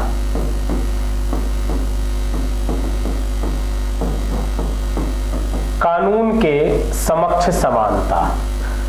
भाई सिंपल सी बात है कि लॉ के सामने सब बराबर है ना। लॉ इस चीज पे डिसाइड नहीं होगा कि कोई अमीर है, कोई गरीब है, कोई फंडामेंटल राइट्स मौलिक अधिकार होता है, FR मतलब फंडामेंटल राइट्स, शॉर्ट में यूज करते हैं हम FR। हाँ जी, कानून के समक्ष समानता कि कानून के सामने सभी बराबर है। ये नहीं कि कोई अमीर है, कोई गरीब है, कोई एक स्पेशल पर्सनैलिटी है, तो इस बेस पे कानून डिसाइड होगा, है ना। एक सिंपल सी बात कह रहा है आर्टिकल 14 में, सब समान है कानून के सामने। लेकिन एक एक्सेप्शन भी है यहाँ पर, है ना, एक्सेप्शन भी है भाई, अपवाद, अपवाद भी है। अपवाद क्या है? प्रेसिडेंट एंड गवर्नर, राष्ट्रपति और जो राज्यपाल होते हैं ना, वो इसमें नहीं आते, इनको छूट मिली होती है। प्रेसिडेंट एंड गवर्नर,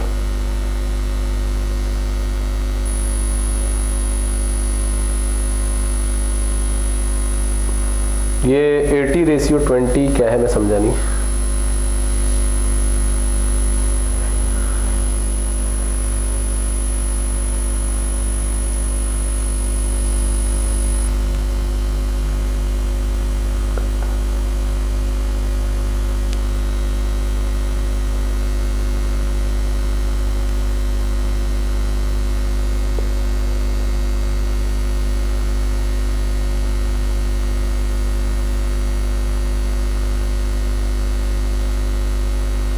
अच्छा,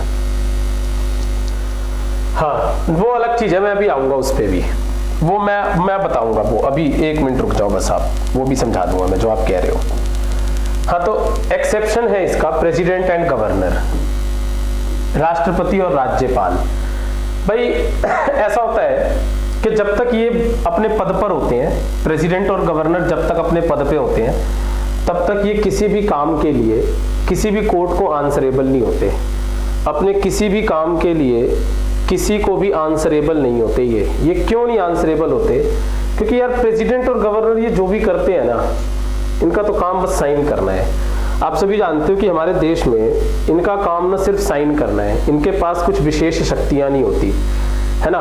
वो तो जो प्राइम मिनिस्टर कहेगा वो प्रेसिडेंट को करना पड़ता है, जो CM कहेगा वो गवर्नर को करना पड़ता है।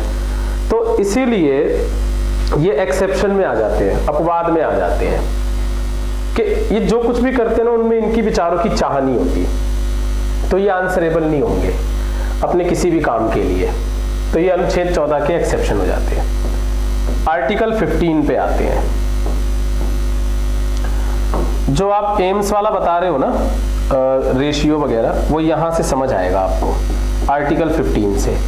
वो एक्चुअली आर्टिकल 15 है। आर्टिकल 15 क्या है? यहां पे कहता है कि निम्न आधार पे भेदभाव ना होना, निम्न आधार पे भेदभाव ना होना, no discrimination on the grounds of, no discrimination on the grounds of, निम्न आधार पे भेदभाव ना होना।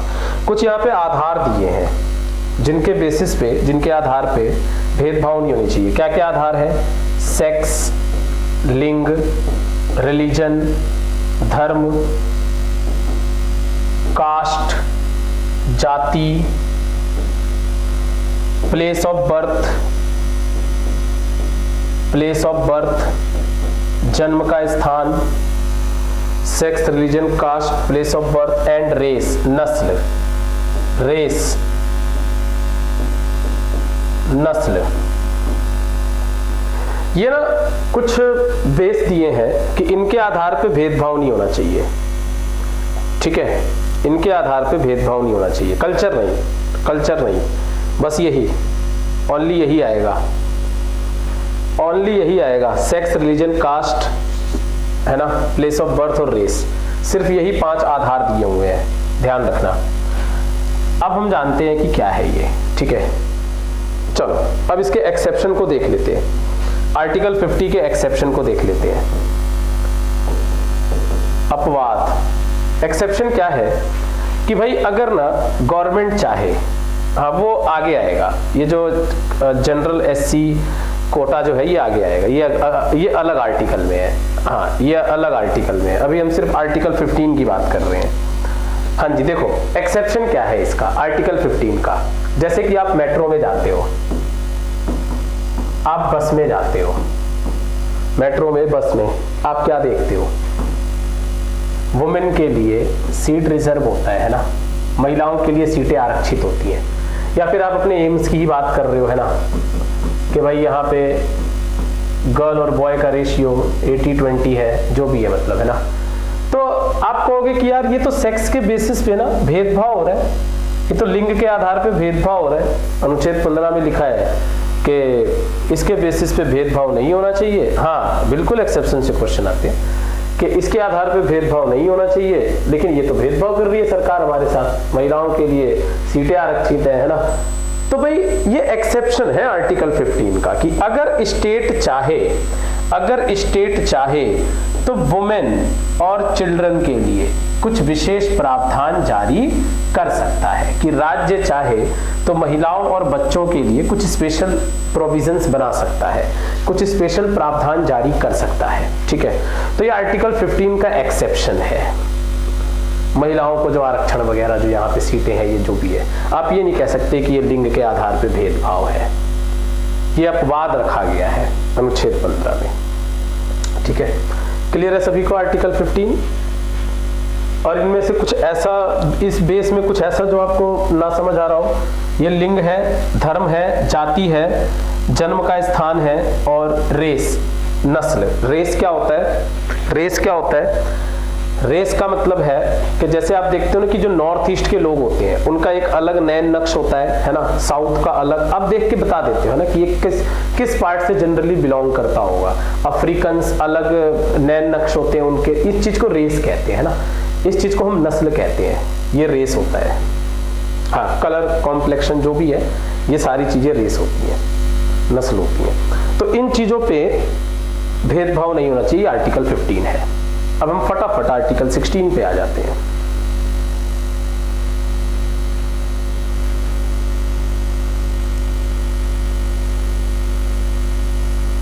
अब हम फटाफट आर्टिकल 16 पे आ जाते हैं।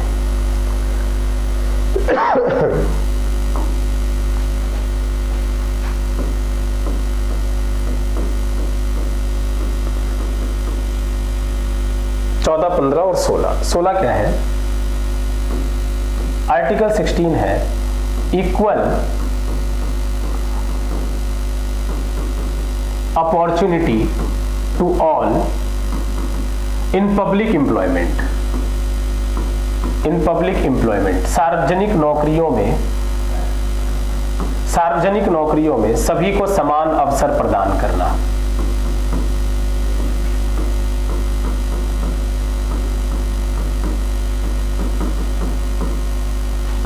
सभी को समान अवसर प्रदान करना, यह आर्टिकल 16 कहता है। हाँ, तो अब यहां पे एक्सेप्शन आ जाएगा, है ना। यहां पे एक्सेप्शन क्या आ जाएगा? यहां भी एक्सेप्शन है कि अगर स्टेट चाहे तो SC, ST, OBC, और अब इसमें एक EWS का भी कॉन्सेप्ट होता है ना। SC, ST, OBC, EWS, ठीक है। तो इनके लिए स्टेट स्पेशल प्रोविजन बना सकता है, विशेष प्रावधान बना सकता है। स्पेशल प्रोविजन का मतलब यहाँ पे आरक्षण से है, रिजर्वेशन से, कि इनको रिजर्वेशन मिला हुआ है इसमें आर्टिकल 16 के अंतर्गत। SC, ST, OBC, EWS, ठीक है। इकोनॉमिकली वीक सेक्शन होता है ये, इकोनॉमिकली वीक सेक्शन, इनका भी 10% होता है, ठीक है। तो इस ये एक्सेप्शन कहोगे आप इसे आर्टिकल 16 का, जो यहाँ पे रिजर्वेशन आ जाता है, ठीक है। चलिए आर्टिकल 17 देख लेते हैं। आर्टिकल 17 क्या है? अनुच्छेद 17 क्या है जरा जानते हैं। अनुच्छेद 17 है एबॉलिशन ऑफ अनटचेबिलिटी। अनटचेबिलिटी, छुआछूत की समाप्ति।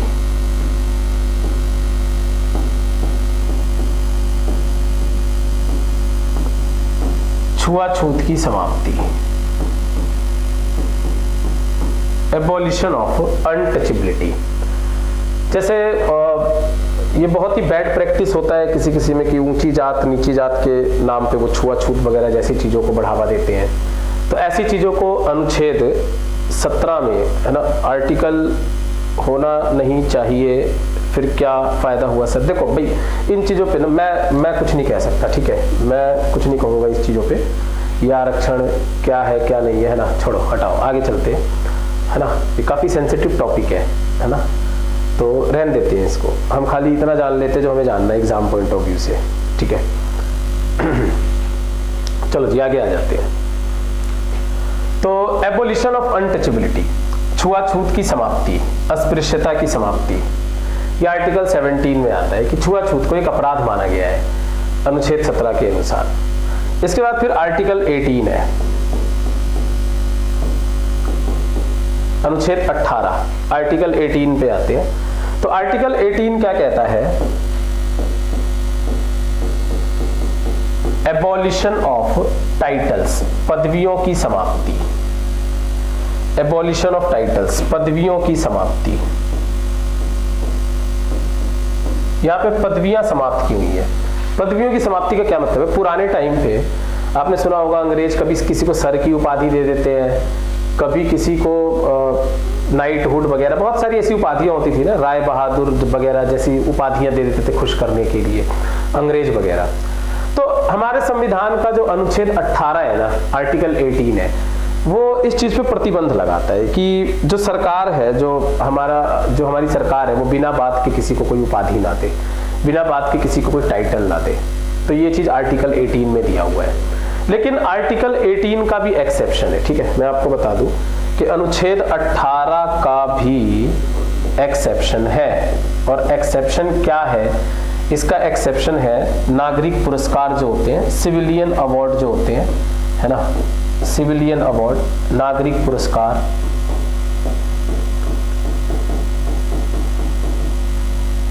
सिविलियन अवार्ड्स क्या होते हैं? तो ये इसका एक्सेप्शन है। सिविलियन अवार्ड्स क्या होते हैं? जैसे कि भारत रत्न,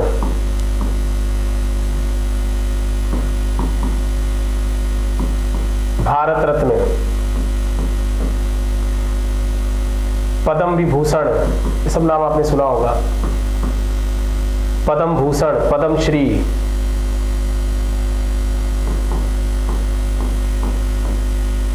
पद्म भूषण, पद्म श्री, ये आपके नागरिक पुरस्कार में आते हैं। तो ये एक्सेप्शन है इसके, इनको आप टाइटल ना माने, है ना, इनको आप टाइटल ना माने। ये मैंने देखो क्रम में लिखा है, ये सबसे बड़ा भारत रत्न होता है, फिर भारत रत्न के बाद पद्म विभूषण आता है, फिर पद्म भूषण आता है, फिर पद्म श्री आता है। तो इनको आप एक्सेप्शन ना माने, सॉरी एक्सेप्शन माने इनको, है ना, ये नहीं आते, आर्टिकल 18 में नहीं आते ये।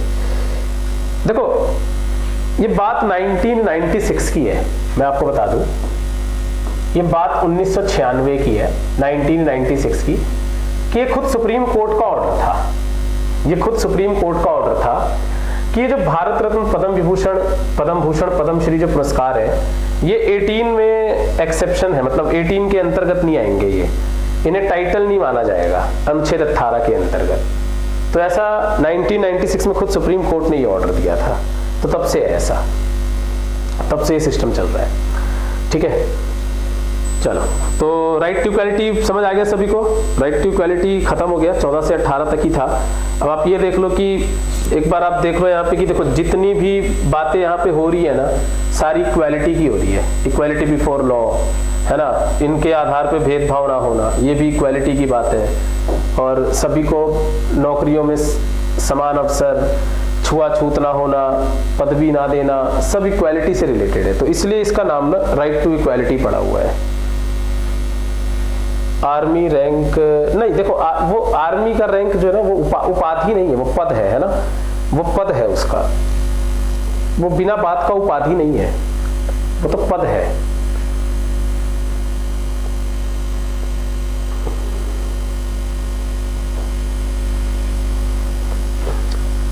कोई भी प्रोफेशन है, कोई भी कुछ है, तो वो तो नहीं आएगा यार। चलो जी आगे देखते हैं। अब आते हैं राइट टू फ्रीडम पे। ठीक है, क्लियर है ना सभी को?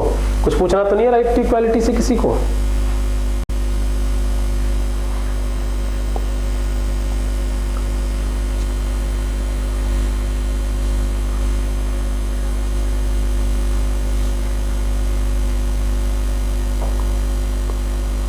आई थिंक आप लोगों को राइट टू इक्वालिटी समझ आ गया है, तो अब हम राइट टू फ्रीडम शुरू कर देते हैं। ठीक है, स्वतंत्रता का अधिकार, अगला जो फंडामेंटल राइट है उसकी तरफ चलते हैं अब।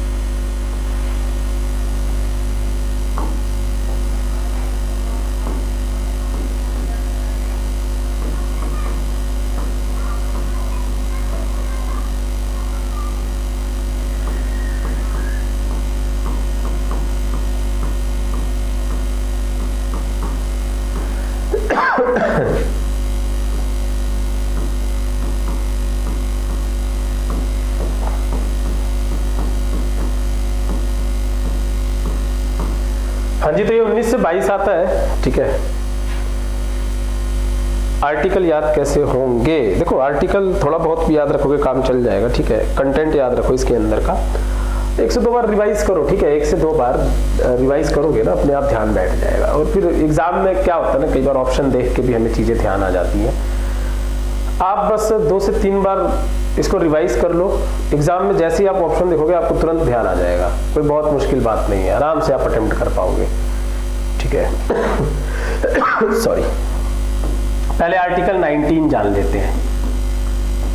आर्टिकल 19 क्या है? देखो आर्टिकल 19 में ना कोई एक अधिकार नहीं है, यहाँ पे 6 राइट्स दिए हुए हैं। आर्टिकल 19 में 6 राइट्स आते हैं। मैं इन 6 के लिस्ट बना लेता हूं जरा। ठीक है, पहले है 19A। 19A क्या है? Right to speech and expression. Right to speech and expression, बोलने का और अपनी बातों को रखने का अधिकार, है ना? बोलने का और अभिव्यक्ति का अधिकार।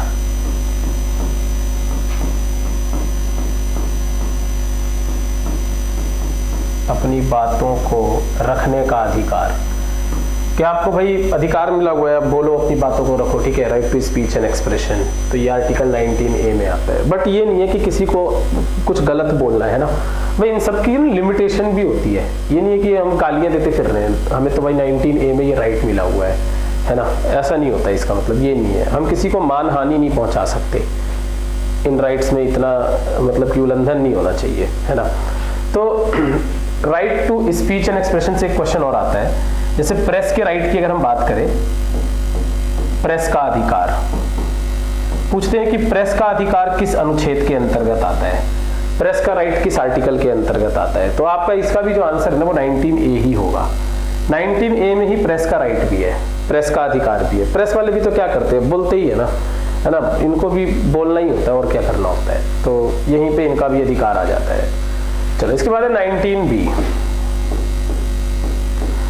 थोड़ा सा मैं आपको लास्ट में ना एक याद करने का कुछ तरीका बता दूंगा। ठीक है, तो पहले लिस्ट देख लेते हैं। 19B, 19B का मतलब क्या है?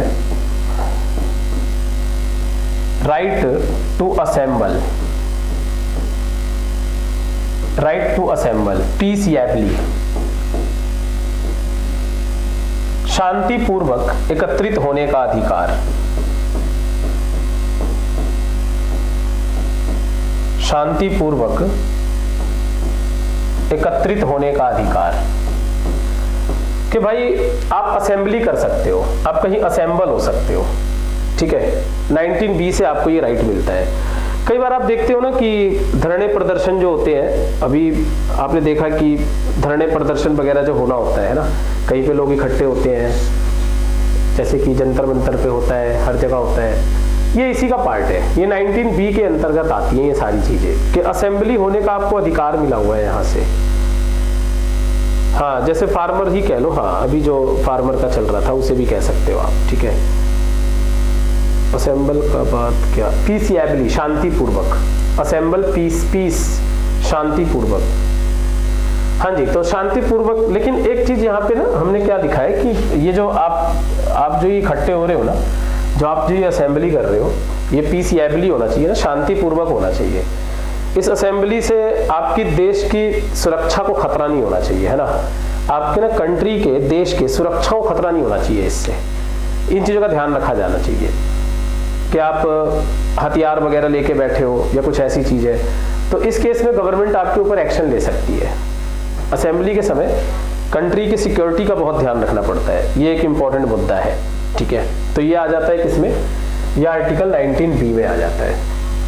इसके बाद है आर्टिकल 19C की बात करते हैं, अनुच्छेद 19C, आर्टिकल 19C देख लेते हैं। चलो इसको अगले पेज पे देखते हैं, जरा जगह कम है। 19C, 19C क्या है, right to form association. Right to form association, संघ बनाने का अधिकार। यहां पे आएगा संघ बनाने का अधिकार। संघ क्या होता है, जैसे यूनियन वगैरह होते हैं ना, यूनियन, फार्मर्स का यूनियन होता है, स्टूडेंट्स का यूनियन होता है ना, इन्हीं को हम संघ कहते हैं। तो ये यूनियन बनाना या संघ बनाना एक फंडामेंटल राइट है, और ये राइट आपको कहां से मिल रहा है, 19C से मिल रहा है। ये राइट आपको अनुच्छेद 19C से मिल रहा है, ठीक है, सिंपल सी बात है। फिर इसके बाद है 19D। 19D क्या है, 19D है राइट टू मूव, आने जाने का अधिकार, आवागमन का अधिकार, आने जाने का अधिकार। एक सिंपल सी बात है कि आप अपने देश के किसी भी भाग में कहीं भी स्वतंत्रता पूर्वक आ जा सकते हो। ये नहीं कि आपसे वीज़ा मांगा जाए, पासपोर्ट मांगा जाए, है ना, कि आप अपने कंट्री के ही किसी पार्ट में जा रहे हो तो आपसे वीज़ा और पासपोर्ट मांगा जाए, ऐसा नहीं कर सकती गवर्नमेंट, है ना, स्टेट ऐसा नहीं कर सकती। तो राइट टू मूवमेंट का अधिकार मिला हुआ है आपको, अपने देश में कहीं भी आने जाने का अधिकार मिला हुआ है 19D के अंतर्गत। इसके बाद आता है 19E। 19E क्या है, right to settle, right to settle in territory of India, Bharat के किसी भी क्षेत्र में बसने का अधिकार, भारत के किसी क्षेत्र में बसने का अधिकार, कि आप कहीं जाके बस सकते हो, है ना, कहीं भी आप जाके रह सकते हो, कोई मना नहीं कर सकता आपको किसी स्टेट में जाके रहने से। तो ये 19E से आपको ये अधिकार मिलता है, ठीक है। ओहो, हम अपने देश की बात करेंगे ना, सऊदी अरब की बात हम क्यों करेंगे, फंडामेंटल राइट हमारे देश में, आप कहीं भी जाओ, आप अपने देश में कहीं भी जाओ, आपको नहीं रोका जाएगा, है ना, हम दूसरे देश की बात नहीं करेंगे। फंडामेंटल राइट्स ये इंडियन कॉन्स्टिट्यूशन का खुद का रूल है, ये किसी अदर कंट्री से लिया गया है, हाँ बिल्कुल लिया गया है। मैं स्रोत हम पढ़ेंगे ना, स्रोत एक अलग ही चैप्टर आएगा, वैसे ही यूएसए से लिया गया है। फंडामेंटल राइट संयुक्त राज्य अमेरिका, यूएसए से लिया गया है। एक ना पूरा का पूरा चैप्टर जो है ना सोर्सेस पे आएगा, स्रोत पे, जिसमें हम ये लिस्ट बनाएंगे कि हमने कौन सी चीजें किस कंट्री से ली है। एक वो पूरा चैप्टर ही है अपना, तो घबराने की बात नहीं है।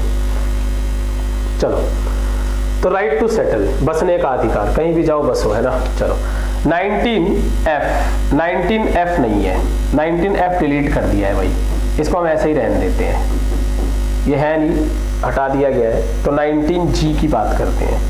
देखो एक बात मैं आपको बता दूं कि ऐसा नहीं होता कि अगर ना 19F हट गया तो G वाला F बन जाएगा, है ना, ऐसा नहीं होता, जो अपनी जगह रहता है वो वहीं रहता है। तो F है ही नहीं, खत्म है। 19G क्या है, 19G है right to trade and occupation, right to trade and occupation, ये आपका हिंदी में होगा व्यापार और वाणिज्य का अधिकार, व्यापार और वाणिज्य का अधिकार।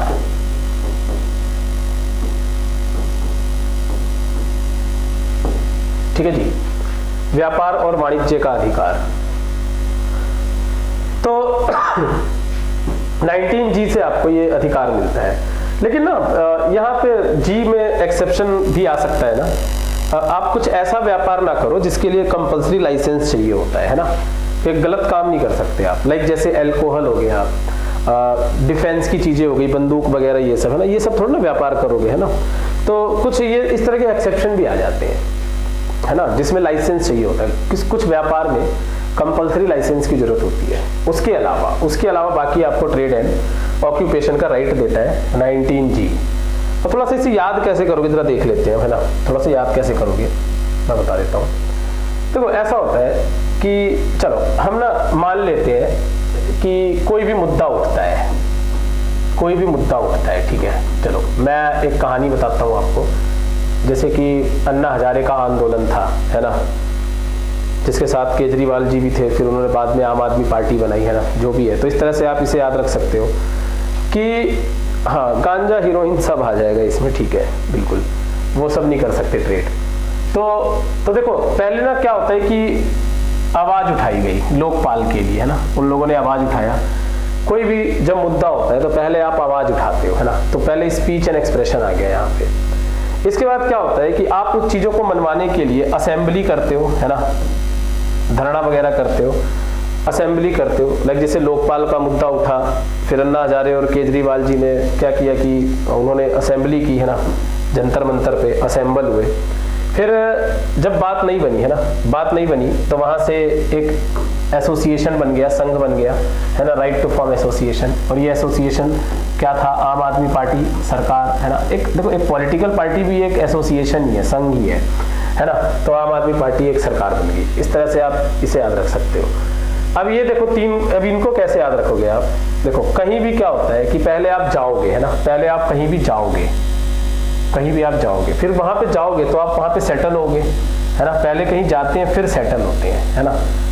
तो एसोसिएशन बनाया, फिर यहाँ पे ये मूवमेंट, आने जाने का अधिकार, कहीं जाओगे फिर सेटल होगे। अब जब आप सेटल होगे तो आप काम धंधा भी करोगे, है ना, कुछ काम भी करोगे ना पैसों के लिए। तो फिर यहाँ पे ये ट्रेड एंड ऑक्यूपेशन आ गया इसके बाद, ठीक है। तो इस तरह से ये 6 राइट्स आ जाते हैं आर्टिकल 19 के अंतर्गत, ठीक है। चलो जी, आर्टिकल 19 क्लियर है सभी को? कोई डाउट तो नहीं यहाँ पे?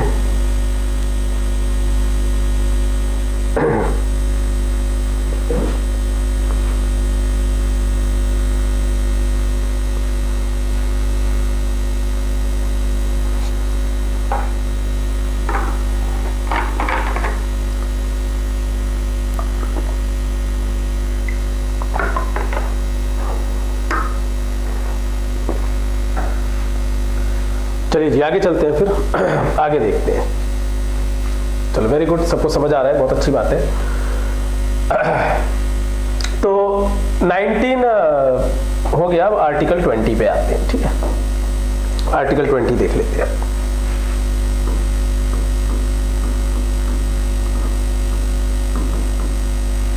अनुच्छेद 20 क्या है? अनुच्छेद 20 जानते हैं।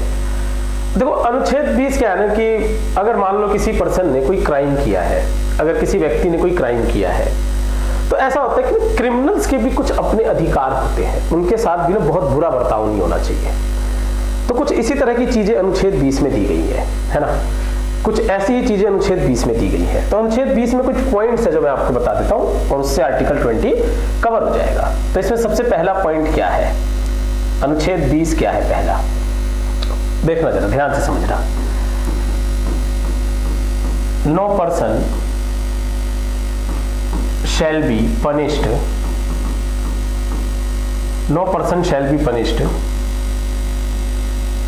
Beyond the punishment, beyond the punishment present in law, present in law. कि भाई किसी व्यक्ति को कानून में उपस्थित सजा से, कानून में उपस्थित सजा से अधिक सजा नहीं दी जानी चाहिए, सजा से अधिक सजा नहीं दी जानी चाहिए।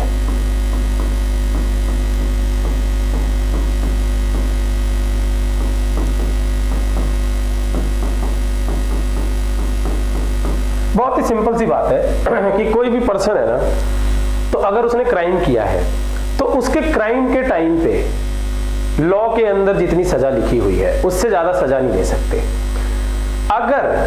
अगर बाद में लॉ को चेंज करके सजा को बढ़ा भी देते हैं तो वो उस पर्सन पे लागू नहीं होगा, है ना, उस व्यक्ति पे लागू नहीं होगा वो। अब जो आगे जो वो क्राइम करेंगे ना उन पे लागू होगा। तो क्राइम के टाइम पे लॉ के अंदर में क्या सजा थी यही सजा दिया जा सकता है, इससे ज्यादा नहीं दिया जा सकता। ये एक सिंपल सी बात कहता है जो आर्टिकल 20 में ये फर्स्ट पॉइंट है ना, ये चीज कहते हैं यहाँ पर। मैं आपको एक एग्जांपल भी देता हूँ इसका, ठीक है, एक उदाहरण भी देता हूँ ताकि आपको ये थोड़ा अच्छे से समझ आ जाए।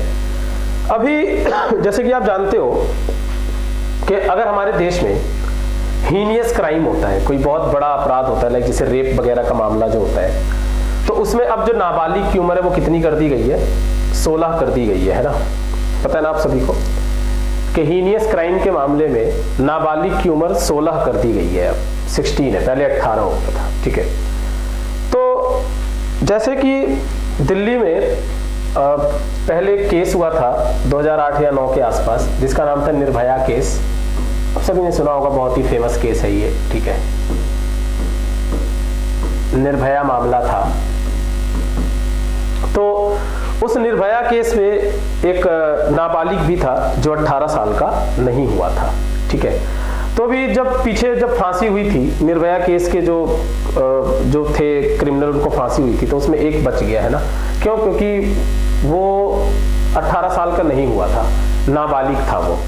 और उसी क्राइम के बाद जो 2011 भी हो सकता है, आई एम नॉट श्योर, ठीक है, काफी पुराना केस है, मैं थोड़ा भूल गया हूँ, कोई नहीं।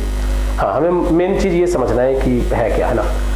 तो उसी समय, हाँ 2011 ही है, आप ठीक कह रहे होगे शायद। चलो तो देखते हैं आगे। उसी समय क्या हुआ कि एक जो था 18 साल से कम का था, तो वो छूट गया, और गवर्नमेंट ने उसके बाद नाबालिग की एज ना 16 कर दी। सरकार ने उसके बाद नाबालिग की एज ना 16 कर दी, है ना। लेकिन वो उस पर लागू नहीं हुआ, क्योंकि जब उसने क्राइम किया था तो उस समय नाबालिग का जो उम्र था वो 18 ही था, है ना। तो वो उस पर लागू नहीं हुआ। लेकिन अब 16 ईयर माना जाता है ऐसे क्राइम में, है ना। तो यही कह रही है पहला पॉइंट। दूसरा पॉइंट क्या है यहाँ पर, सेकंड पॉइंट क्या है आर्टिकल 20 में? सेकंड पॉइंट है, हाँ ये पहला पॉइंट समझ आ गया आप सभी को ना, कोई दिक्कत तो नहीं है इसमें?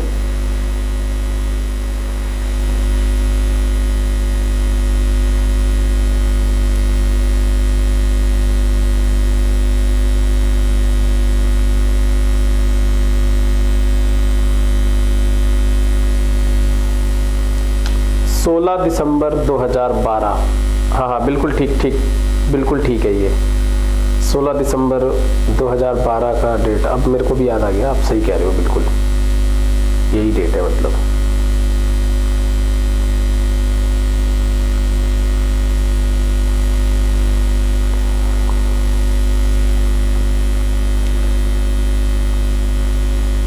चलो जी आगे चलते हैं, अब दूसरा पॉइंट देखते हैं यहाँ पे। अब तो यहाँ पे सेकंड पॉइंट क्या है, no double jeopardy. No double jeopardy, किसी को उसके जुर्म के लिए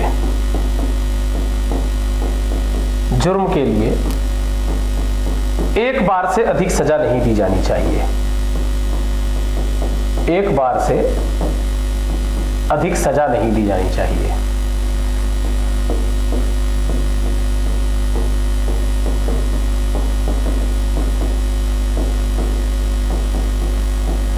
तो भाई अगर किसी व्यक्ति ने कोई क्राइम किया है ना, no person shall be punished more than once for the same crime, कि किसी भी व्यक्ति को उसके जुर्म के लिए एक बार से अधिक सजा नहीं दी जानी चाहिए। शॉर्ट में ये हो गया नो डबल जियोपार्डी। जियोपार्डी का मतलब खतरा होता है वैसे तो, है ना। तो मतलब सेंस वही आ रहा है यहाँ पे कि किसी भी व्यक्ति को एक बार से ज्यादा सजा नहीं दे सकते। तो मैं इसका एक एग्जांपल बताता हूँ, फिल्म पे आधारित है ये। फिल्म आपने अगर देखा हो, अगर आपने एक फिल्म देखी हो अंधा कानून, है ना, ये रजनीकांत और अमिताभ बच्चन की फिल्म है अंधा कानून, ठीक है भाई। इस अंधा कानून में क्या होता है कि वो जो गुंडा होता है ना, वो मरा नहीं होता है ना, और वो झूठा फंसा देता है हीरो को, अमिताभ बच्चन को झूठा फंसा देता है अपने ही मृत्यु के केस में, है ना। मरा नहीं होता है लेकिन उसको फंसा देता है। अमिताभ बच्चन पूरी सजा काट के आता है, पूरा प्रॉपर सजा काट के आता है अमिताभ बच्चन उसको मारने के जुर्म में। और जब वो जेल से छूट के आता है ना, तब अमिताभ बच्चन उसे मार देता है सच में। कहता है कि अब कानून मुझे तुम्हें मारने की सजा दे ही नहीं सकती, क्योंकि मैं ऑलरेडी ना तुम्हें मारने की सजा काट चुका हूं मैं, है ना। तुम कानून की नजर में मरे हुए हो। तो आके वो मार देता है। तो अब दोबारा उसको सजा मिल ही नहीं पाता, है ना। तो भाई ये चीज है यहाँ पे कि ये नहीं कि किसी व्यक्ति को सजा दे दी, वो सजा काट के आया और कह रहे हैं भाई मजा नहीं आया, है ना, थोड़ा और सजा काट के आया। नहीं, ये नहीं हो सकता। एक बार से ज्यादा सजा नहीं दे सकते। हाँ, कोई और क्राइम करेगा, दूसरा क्राइम करेगा तो फिर सजा दे दी जाएगी, लेकिन सेम क्राइम के लिए बार बार नहीं सजा दे सकते, एक ही बार सजा दी जाती है। ये सेकंड पॉइंट है यहाँ पर। तीसरा पॉइंट, थर्ड पॉइंट, एक और पॉइंट है वो देख लेते हैं जरा। आर्टिकल 20 में थर्ड पॉइंट क्या है? No self इंस्क्रिमिनेशन।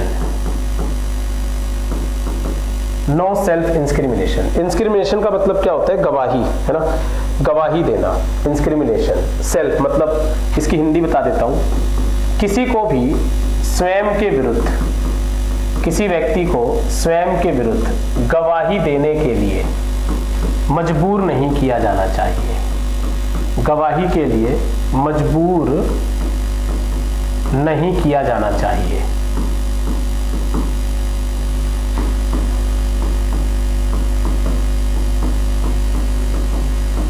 भाई कोई भी पर्सन है तो उसको स्वयं के विरुद्ध गवाही देने के लिए ना मजबूर नहीं किया जाना चाहिए कि कबूल हो, है ना, कि तुमने ये जुर्म किया है। सेकंड पॉइंट है कि किसी को भी उसके जुर्म के लिए एक बार से ज्यादा सजा नहीं दी जा सकती। कोई भी उसने जुर्म किया है तो एक बार वो सजा काट के आ गया, तो अब ये नहीं है कि उसको बोलेंगे अब और सजा काट के आओ थोड़ी, है ना, नहीं, एक जुर्म के लिए एक ही बार सजा दी जाती है। ये सेकंड पॉइंट। और तीसरा पॉइंट यहाँ पे क्या हो गया? नो सेल्फ इंस्क्रिमिनेशन, स्वयं के विरुद्ध गवाही देने के लिए मजबूर नहीं किया जाना चाहिए, किसी को भी नहीं किया जा सकता, है ना। तो ये तीन चीजें आ जाती है आर्टिकल 20 में। चलिए, आर्टिकल 20 क्लियर है ना, कोई दिक्कत तो नहीं। अनुच्छेद 20 समझ आ गया सभी को भाई?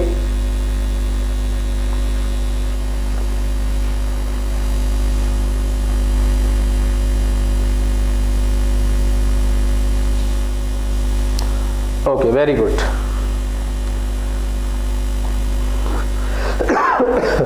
चलो, बहुत अच्छी बात है, सभी को समझ आ रहा है। चलो आगे चलते हैं। अब आ जाते हैं फटाफट आर्टिकल 21 पे, है ना।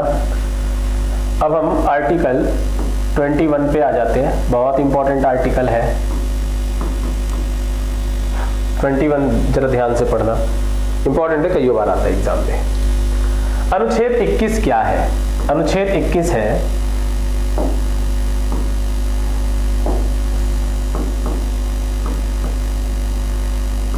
Right to live.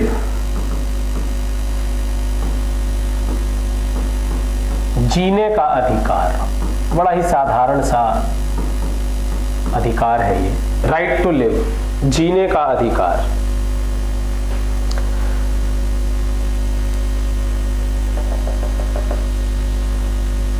सजा 420 से याद रखे कि sir 20 article.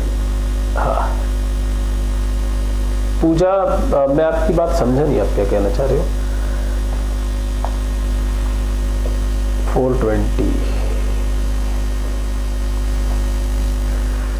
Right to live है यहाँ पे आर्टिकल 21 में। राइट टू लिव आप अच्छे जानते हो, जीने का अधिकार, ठीक है। देखो यहाँ पे ना एक समस्या है ना, आर्टिकल 21 में एक समस्या है, वो मैं समस्या बताता हूँ आपको क्या है। हमारे संविधान निर्माताओं ने पता है क्या किया? हमारे संविधान बनाने वालों ने क्या किया? कॉन्स्टिट्यूशन बनाने वालों ने आर्टिकल 21 में बस इतनी सी बात लिख के छोड़ दिया, राइट टू लिव, है ना, ये लिख के कहानी खत्म कर दी। समस्या आगे चल के क्या उत्पन्न आई कि भाई एक्चुअली मीनिंग क्या है इसका? है ना, कि राइट टू लिव का सही अर्थ क्या है, एक्चुअली मीनिंग क्या है इसका। इसका मतलब क्या ये है कि हमारे प्राण को खतरा ना हो, है ना, कि हमारे प्राण को खतरा ना हो, कोई हमें मारे ना, क्या ये मतलब है इसका? तो मैंने भी आपको बताया था ना कि कॉन्स्टिट्यूशन से रिलेटेड कोई भी अगर प्रॉब्लम या समस्या होती है तो उसको सुलझाना किसका काम होता है? उसको सुलझाना सुप्रीम कोर्ट का काम होता है। तो सुप्रीम कोर्ट ने बाद में चल के ना इस समस्या को सुलझाया कि एक्चुअली इसका मतलब क्या है, राइट टू लिव का मतलब क्या है। तो भाई सुप्रीम कोर्ट ने कहा कि राइट टू लिव का सही मतलब क्या है कि हमें जीने के लिए जो हमारे जीवन में जरूरी तत्व है, जो हमारे जीवन में जरूरी एलिमेंट है, वो हमें दिए जाने चाहिए, वो हमें मिलने चाहिए। ये सही मतलब है इसका, है ना। तो आर्टिकल 20 में क्या क्या एलिमेंट आ जाते हैं, इसमें एलिमेंट क्या क्या आ जाते हैं, तत्व क्या क्या आ जाते हैं, क्या क्या मिलना चाहिए आपको, जैसे कि राइट टू हेल्थ, स्वास्थ्य का अधिकार, राइट टू हेल्थ, स्वास्थ्य का अधिकार, राइट टू एजुकेशन, शिक्षा का अधिकार, ये सब जरूरी है जीने के लिए। राइट टू एजुकेशन, शिक्षा का अधिकार, राइट टू प्राइवेसी, गोपनीयता का अधिकार। प्राइवेसी का मतलब होता है गोपनीयता, है ना। ये कई बार आता है भाई कि गोपनीयता या प्राइवेसी का जो अधिकार है वो किस आर्टिकल में एक फंडामेंटल राइट है। आर्टिकल 21 में ये फंडामेंटल राइट है ना। Right to live in clean environment, स्वच्छ पर्यावरण में जीने का अधिकार। Right to live in clean environment, स्वच्छ पर्यावरण में जीने का अधिकार। अभी जैसे कि आपने देखा होगा कुछ दिन पहले दिल्ली में पोल्यूशन बहुत ज़्यादा हो गया था, तो सुप्रीम कोर्ट ने केजरीवाल सरकार को फटकार भी लगाई और कहा कि जल्द से जल्द कंट्रोल पाओ भाई, है ना, इस पोल्यूशन पे, क्योंकि आप पोल्यूशन में अगर जी रहे हो तो ये आपके मौलिक अधिकार का उल्लंघन है, या आपके आर्टिकल 21 का उल्लंघन है ना, मौलिक अधिकार का उल्लंघन है। तो ये जीने के लिए बहुत जरूरी है कि क्लीन इन्वायरमेंट हो। तो ये राइट टू लिव के अंतर्गत आती हैं सारी चीजें, ये एलिमेंट्स आते हैं इसके अंतर्गत। एक अभी जैसे एक क्वेश्चन पूछा था किसी एग्जाम में कि कोई पर्सन है ना, कोई पर्सन ए है और ये ना किसी व्यक्ति से अपने मन चाहे किसी भी व्यक्ति के साथ ये विवाह करना चाहता है ना, तो ये क्या ये उसका फंडामेंटल राइट है? मैं आपसे पूछता हूँ, चलो आंसर दो मेरे को कि क्या ये फंडामेंटल राइट है कि कोई पर्सन अपने मन पसंद के किसी व्यक्ति से शादी करना चाहता है, विवाह करना चाहता है? Is it fundamental right?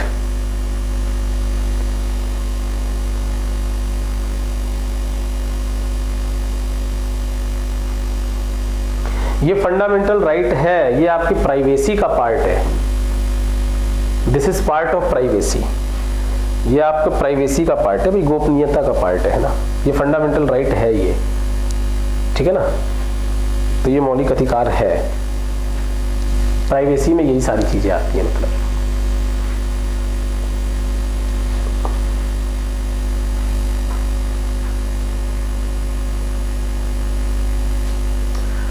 तो ये आर्टिकल 21 हो गया, राइट टू लिव हो गया। अब आ जाते हैं आर्टिकल 21A पे। अगला आर्टिकल देखते हैं। ये समझ आ गया भाई? क्लियर है? आर्टिकल 21 क्लियर है ना? कोई प्रॉब्लम तो नहीं?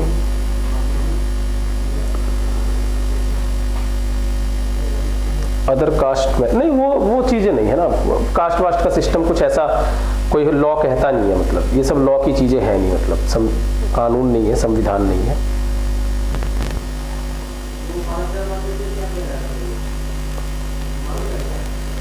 अब जो हमारा अगला आर्टिकल है, आर्टिकल 21A भी है एक, जरा इसको भी समझते हैं हम लोग, ठीक है।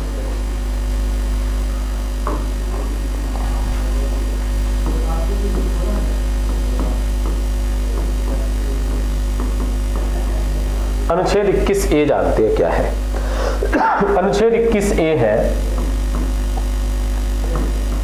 Right to free and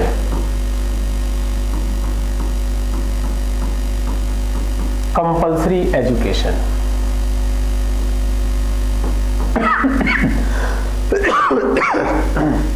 right to free and compulsory education.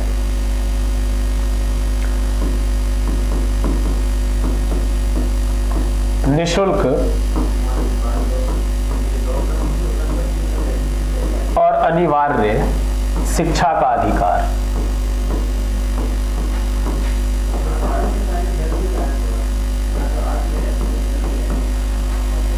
निशुल्क और अनिवार्य शिक्षा का अधिकार।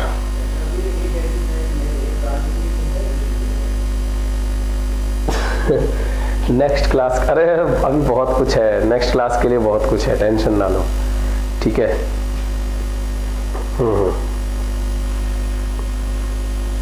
चलो देखते हैं, इसको समझ लेते हैं ना, अभी ये खत्म कर लेते हैं इसको, आर्टिकल 21 को। तो बहुत मुश्किल बात नहीं है, आप जानते हो सभी कि 6 से 14 वर्ष तक के जो बच्चे होते हैं, 6 से 14 वर्ष तक के, है ना, उनको ये अधिकार मिलता है फ्री एंड कंपल्सरी एजुकेशन का। और इसमें ना सिर्फ एलिमेंट्री एजुकेशन आता है, एलिमेंट्री एजुकेशन आता है सिर्फ, उच्च प्राथमिक यानी कि अप टू 8th क्लास, उच्च प्राथमिक शिक्षा का अधिकार है ये, अप टू 8th क्लास तक गवर्नमेंट स्कूल में ना ही फीस के पैसे लगते हैं, किसी चीज के पैसे नहीं लगते। हाँ ठीक है, नहीं ये समझ लो बस, है ना, ये समझ लो जरा, ये वाला आर्टिकल। तो right to free and compulsory education यही हो जाता है आपका। यहाँ पे जो आपको ध्यान रखना है वो क्या रखना है कि एक तो ये 6 से 14 वर्ष तक के बच्चे आते हैं इसमें बस, ठीक है, 6 से 14, ठीक है। यहाँ पे ना कई बार ऑप्शन में ना 0 से 14 होगा ना, तो वो आपका आंसर नहीं होना चाहिए, इस तरह फंसाते हैं मतलब ऑप्शन में, 6 से 14 वर्ष। और इसमें एलिमेंट्री एजुकेशन आता है, उच्च प्राथमिक 8वीं क्लास तक का ही एजुकेशन आता है। तो ये सारी चीजें आती है इसमें, ठीक है। चलो जी, क्लियर है, आर्टिकल 21 क्लियर है, या भी जो भी हमने पढ़ा है क्लियर है, किसी कोई डाउट तो नहीं, कुछ पूछना हो तो पूछ सकते हो। आज जो भी मैंने पढ़ाया है इसमें कोई डाउट हो, कुछ हो तो पूछ सकते हो, है ना, पूछ लो, देख लो आप।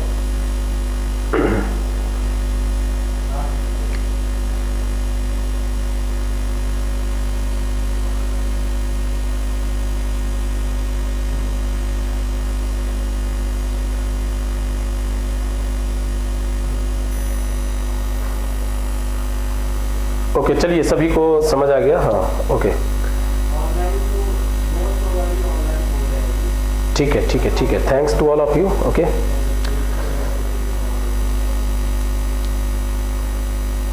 Okay thank you Kavita, thank you Pooja, सभी लोगों का बहुत बहुत धन्यवाद।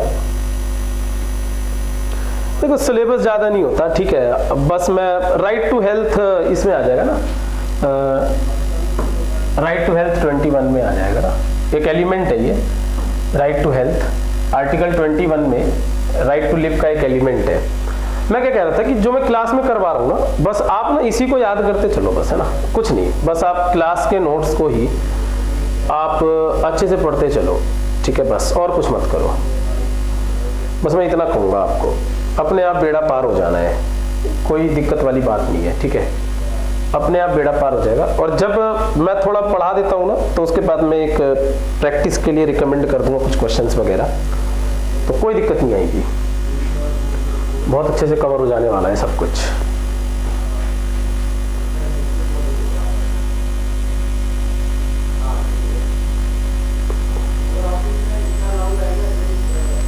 पीडीएफ में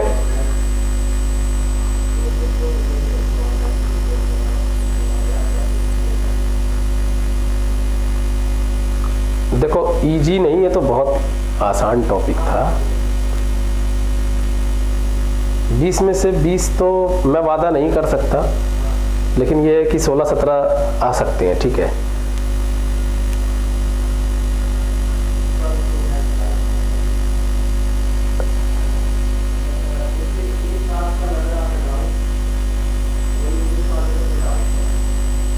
चलिए ठीक है, तो आज क्लास हम यहीं रहने देते हैं, ठीक है, मिलते हैं नेक्स्ट क्लास में, ठीक है, चलो।